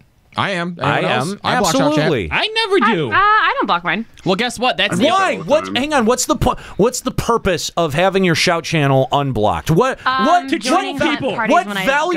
valuable information is being communicated across the fucking shout channel these days? No, Getting Juxta's invited right. to hunt parties. No, Juxta's right. You use it to troll Nika. I think Metro's a pretty cool guy. He shoots the aliens and curls up into a ball. I completely lost. Oh no! You better unblock your shout chat because when it goes free to play, that's the only one you're getting for free. That's right. Yeah, you've got to pay for the other chat channels. Yeah, no more whispers, man. All right, Scaro, thanks for the call. Appreciate it. If we've got any more callers, let's rapid fire them. Limit Break Radio on Skype, 810-515-8715, limitbreakradio.com/Discord. We're looking to get out of here pretty soon. Nolan Gray, what excuse will people use now if they can't say, you don't pay my sub? You didn't pay for my box copy. You didn't pay my premium sub. Ugh. If you don't for my microtrans. If you don't have a premium sub, like there definitely needs to be a way to distinguish who's a free distinguish that to distinguish free accounts and non-free accounts. So when they're playing off meta and it's free and you're paying, you get to force them into the meta. You absolutely will be able to distinguish that. It'll be whoever is glamored is on a premium account. Stop it! You're scaring me. That is not even me joking. No, legitimately, if you're gonna go fucking free to play and I have to pay $2 every time I glamour anything, I am 100% fucking out. Hold on. No. You think $2? How for much? One crystal? How much did you? One crystal? How much? I spent like 20 fucking crystal glamoring out my squadron. No, here's what's happening. How much did you pay for Play Dead? $7. No one is for an emo. They will change the glamour prisms to work for all types. Like you won't have the separate glamour prisms anymore, but you will pay for a pack of 5 of them. Absolutely. I bought the Middle Eastern dance emote because it's that shit that Lise does on the hand of the trailer. That's what the dance is. No, it's God so damn it. cool. Wow, that's so gay. I can't believe you did that. That's Seriously. so dumb. Shut up, you and your play. I mean, I can you say and you're spending money on glamour like for your squadron. Don't even totally fucking tell me what's dumb. You totally would too. If they I didn't buy that dance. That's a dumb dance. I mean, honestly, they we were talking about with the dyes. They could do the exact same fucking thing with glamour prisms. The 100%. only reason you bought the dead emote was so that you could look like you were drunk on the table that week. That's it. Let's go. It's a pretty good emote. Let's go back to our phone lines one last time for this episode and talk to X-Fun of Fairy. What's up, X-Fun? Not much, guys. Okay, first, I gotta get this off my chest. Nika Blart Mall Cop has to be the greatest thing you guys have written. It's the best part of it's better content than Square-Enix. Let me tell you something. Nika was so into doing that bit and didn't have to be pressured at all. Yeah, she took absolutely zero coaxing to do that. But guys, that doesn't even make sense because it translates to this, and it's not going to make any sense. We had to explain every line of that joke. Well, no, I understood the joke, but it bothered me to say it. Good. Why? Okay. Good. She gets it. She gets it. Japanese and I care about the language. Stop and so it. having to say those things not only hurt the part of me that knows Japanese, it also hurt my inner weeb because it was so bad. Good. That's the point. My inner weeb, my 15-year-old, 13-year-old weeb that I was. That's the point. It hurt that part of me because it was even worse. Nika, how does it make you feel knowing that there are some people that when they hear that, they're going to judge you and be like, that girl has no idea how to speak Japanese. Hashtag fake anime chick. It hurts. It's painful. No, honestly though, X-Fun, I think that putting those together may be one of the truly fun things that we do on the show. Nika, can you actually, I was wondering, can we replace Nika with the Nika Blart? Can that be? Can we get an Ugu from her? Yeah, can we get an Ugu? Never again will I ever say Ugu. Ever again. 10 points. I really want Nika to do an entire episode as Nika Blart Maltank. No, I could do an entire episode like a Valley Girl. I could not do Nika Blart. Chat will throw money in for that. Yeah, that's the thing. Is I think the chat might be able to throw enough money at you to make you change your mind. I got it, Nika. Could you do a Paul Blart cosplay for us? No. Nika, this is what you're going to do for Extra Life for kids with cancer. Nika Blart Maltank. They'll donate to save kids with cancer. Yeah. Honestly, part of the issue with this, though, is that because I know enough Japanese, I don't think I would be able to purposefully say wrong Japanese. It would just be hard. Mostly Sean and Crimson Tinted both say name your price. Listen. Zero. Listen. That do it free. Do it for free. $10 million. There you go. $10 million million and I'll do it. No. $10 million Here's for the Extra thing. Life. Here's the thing is that, like, all we would have to do is just really develop this, sit down and think about it and develop the character. That's it. That's all it would take. Anyway, give you a few key we're getting phrases a to little bit, we're getting a little bit bogged down on the Nika Blart portion of this call. Is that not what it was about? Well, we're already over time. So, X-Fon, what did you want to talk about? Okay, so that shit had me howling in my car at 6 a.m. in the morning driving over. I had to pull over for it. It was I love great. that. We love hearing that. And by the way, for anyone who enjoys those at the beginning of our live streams, you should go back and listen to each one every week on the podcast. Not because we just get to collect those downloads and it looks better on us, but because there is added production that goes into that sometimes. And a lot of times the Garlean News Network. The Garlean News Network was Garlean Station 1. Garlean Station 1 was, yeah.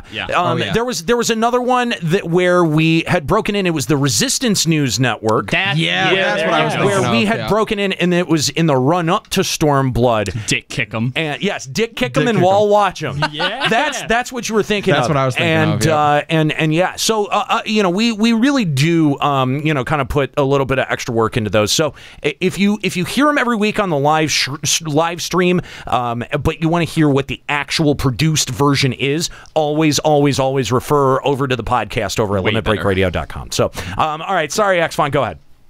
So my, I just wanted to call in and share a little bit of my experience with Stormblood because Dragoon is balls. Yeah, it is. Hey, you don't even play anymore. Isn't it better now? If just got a whole bunch of easier buffs. is better. The problem isn't how much damage it does. The problem is it's just stressful to play with no payout. It just doesn't feel good. No, you don't ever feel happy. Is it like masturbating with sandpaper? They doubled down on the least fun mechanic possible, and it just I've sworn off of it now. I'm looking for a new main. I have it at 70. I gave it a fair shot, and it just doesn't feel good. So now. Listen, honestly, I'm not joining your weeb club, Nika. Yeah, no one wants to join Anime Club, Nika. Shut the fuck up. Samurai is so much fun. What's that? Nika Blart? Nika Blart? Right? Yeah, Samurai? yeah. You're just playing into the stereotype now. I honestly, if I felt that my main was no longer worth playing, I'd quit. I would just be welcome done. to my You world. had a Dark Knight your whole life. I know. Here's the thing is, I'm actually, like, going back, I'm trying out classes. I've never touched a caster in my life. I'm leveling Arcanist and Thaumaturge because I haven't even unlocked the jobs for them yet. And I'm doing the fucking, I'm just doing random fucking content like squads. You're experiencing new Yokai content. Watch. That's just it, Nika, is I'm experiencing new content, as Yoshi-P says. My worry is what happens when that content wears out. Like, I'm enjoying it. I literally enjoy playing these new classes and trying out something different. But what's going to happen when I get to where I'm at with Dragoon and I decide that, okay, at 70, this isn't so great either? I play another job. I think we saw a lot more of this in FF11 where someone would get a job to cap and decide that they don't like the way that it plays. Everyone had that one where they burned out on their job. They're like, you know what, this used to be fun, but I can't do this anymore. It was fun in 11 because it takes you 2 years to get to level cap anyway. You always had another job to level. Here's the thing. I'm gonna let you in on the secret for 14 is that you don't need to try every job. I would try every different kind of role. Yeah. Right? Like if you're not into every different limit break. If you're not into the physical DPS thing of Dragoon, chances are that you're also not going to be into Monk because they do feel in a lot of ways very similar. Nika, shut up. Jesus Christ. If you want to drastically change the way you play and find out if a different role is for you or not, what you're already doing, X-Fon, I think is brilliant. Go play a healer. Go play a caster. Oh, fuck no. Go play a tank, okay? Like if you want to try to break up that experience, then I think that you've got to really move yourself out of your fucking comfort zone. Because if you go from Dragoon to Samurai, I just don't think the difference between them is enough that if you're bored with Dragoon, you're not going to be bored with Samurai. That's what happened for me is I tried switching to Monk first and I didn't like it. Then when the Stormblood came out, switching to Red Mage, well, that was kind of different. And I liked Red Mage. Red Mage is a little simple. It's like you know how you said Dragoon is like really stressful with no payoff? Yeah. Red Mage is like the opposite, where it's not stressful at all with no payoff. But with all the payoff. No payoff. There's still no payoff. Oh, sorry. There's never any payoff. Oh, sorry. Red Mage is I a don't know. payoff. I Like disagree. Red I Mage think every time I get to zoom in and hit with my sword, I love it. Nika, I think it's so much fun to fly around and hit things. All right, Nika, I really... This is also the same woman that liked FF15. Hold on. So. I really... You are the only people I know that I really don't mean this in a mean way, but You are a woman. No, you're very... Sorry, I don't... Simple things seem to please you. I'm a glass half full person most of the time. She's a girl. She likes dicks. The Pokemon that looked like Trump. That drop still makes me laugh. Had you laughing for 5 minutes. Yeah. Because I hadn't heard it before. The first time you saw that, you didn't laugh at it. No. I'm a girl, I like dicks. I mean, Thank you. No. No, and that's the thing. No, none of us laughed at. Every time I would get a fucking whatever it is named Trump, I would just roll my fucking eyes because it's like. Well, because that gets old real fast, obviously. Like, that's different. But the first time you saw it. No. Too easy. No, it's yes. That's like easy. fucking. That's why I name all of my T-ball Pokemon. shit. That's why I name all of my Pokemon Trump and send them to Aniero. At least that.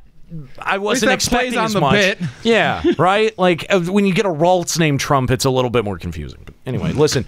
I definitely do understand your point, XFun. And the thing is that that's really all I would. The only piece of advice that I would have is go try a whole bunch of different roles and see what ends up sticking for you. Glad you're actually having fun with the game, though. Yeah, seriously. I am enjoying the game, and I mean I've been playing since just before 2.1 release. I am going to disagree with you, and I'm holding back the vomit as I agree with Nika. But yes, the different jobs are important. Some, like Arcanist and Thaumaturge, don't play anything similar, and there's something there for everyone if you want to try out different stuff. So the last thing I'm going to say is that with 4.0, something's got to give, because I mean, if Eureka is not something that shakes up the content cycle, not going to be. It won't. People are going to leave. Like, dude, I mean, yeah, we're all on that. Yeah, boat. Like, yeah. No, I if think Eureka's bad, I'm going to feel pretty demotivated too. Yeah, I mean, I don't see. First of all, I don't see how Eureka can be good at this point. I have it takes a bigger leap of faith and a bigger leap of logic for me to say, oh, well, this has an opportunity to be good, than for me to just kind of write it off and to think that it's just going to be Diadem 3.0. I mean, I'm also just really disappointed that we haven't heard a single thing about the next deep dungeon. Oh, I agree. The next deep dungeon, like that, we like the last deep dungeon. Like that's something that I can still have fun doing. The 100 to 200 is a fun challenge. Now, if they just take that, improve on it, and make it a different objective on each floor, objective-based tasks, and then except for just kill things, unlock the portal. Like if they give more objectives and they give a couple different types of rewards, like bam, perfect content. Nika, I mean, I think that at this point there's as much chance of that happening as there is for them to just copy and paste what they've already built and put different assets in there, right? Like I feel like they did with Aquapolis. Exactly. They could build on top of it. They have opportunities to continue building really on a lot of these. But the thing is, we haven't even heard about a potential patch release for it. They have literally not even whispered the name Deep Dungeon. You know what's gonna happen? That is really we're gonna get to 4.4 and like people are gonna be like, "Where's Deep Dungeon?" They're like, "What? You want another Deep Dungeon?" We didn't realize that people like Deep Dungeon content. They said they were going to give us another one. Yeah, that's what they also said. They were going to give us more Hildebrand. Yeah, no, I honestly I still think that really tall tower that goes up into the sky because you can't see where it ends is the next Deep Dungeon because it can go on forever. Makes sense. I honestly, anymore, I think that, FF14 is really... and we're not... We haven't gotten to the point where they've openly admitted it or addressed it, but I think that Stormblood is going to be a much longer expansion cycle between 4.0 and 5.0 than 3.0 to 4.0 was. Okay, but you don't think it's going to come out in the next not no, this June, but next June? I don't. What I think that they're going to do is I think we're going to have more 4.x patches. So I think that we're going to have more patches in between 4.0 and 5.0. And I think that we're already seeing the way that they're going to stretch out the content. We're only getting now one dungeon every other patch. And it's just, it's those little things. Are they going to give us patches at the end, though, without a 24-man or an endgame raid? Because their pattern has been 3 24-mans and 3 cycles of endgame 8-man content. Well, here's what do you think they'll go to 4? No way. Here's what they could do. No, I don't. What I see them doing is their next big injection of content. At 4.2, we're going to get Eureka and things like that, and then we won't. They're going to end up sloughing off. I won't defend the content itself because it is lacking, but I don't think people realize that half the MMO is the community. I don't even want to join Party Finder because of people's shitty attitudes. As community was actually fun and nice. Yeah, I mean, player since 2010. Here's the thing, though. It is in a general way. And we spoke at length about this when we talked about FF11 a lot. That value of a game where you can step up and walk away, and you don't need constant engagement. Yeah. That also meant you could communicate. That too. You could talk in a link shell. Yep. You could make jokes in party. You could be having a private conversation in Tell while you were playing. Yeah. It was perfectly doable. Yeah. And the social aspect of the game is the reason that it stuck around as long as it did. And the thing is that, for a long time, people were really drawn to the LVR FC because we had a lot of people talking. It was unlike any other free company where we actually had people talking in the free company chat, and people would come in and be like, "Oh my God, people are actually talking," and it doesn't happen anymore. Like we're every other free company now where nobody talks, but that was, I think, a big appeal of our free company and our community, and now we're just kind of the same as everything else. So. All right, that's going to have to do it here. Thank you so much, Xfon, for the call. We really appreciate it. We always appreciate hearing from you here on Limit Break Radio. If you didn't get the chance to call in, you can tune in next week starting at 4 p.m. for Limit Break Radio. We always invite your calls. Limit Break Radio on Skype, 810-515-8715, limitbreakradio.com/Discord. You go ahead and bookmark that or put it into your contacts or, add it to your list of favorites, whatever you want to do that now so that you won't forget next week, and make sure that you come back at 4 p.m. for when Limit Break Radio gets underway. That's going to do it for Limit Break Radio today. It's been an interesting discussion that we've been going over, but one that I think is critically important to the FF14 community, and one that we're going to have to keep an eye on as we move forward. So I know that people get really annoyed with us when we, keep harping on a subject over and over and over again, but this is definitely going to need more discussion, more thought, and more input from the community than ever. So make sure that you join us next week here for Limit Break Radio. That's going to be it for Limit Break Radio this week. I want to thank my crew, Nika Kayanian, Escalia Rayumasa, Juxtaposition, and Kalo Landis. I'm Aniero. Keep listening.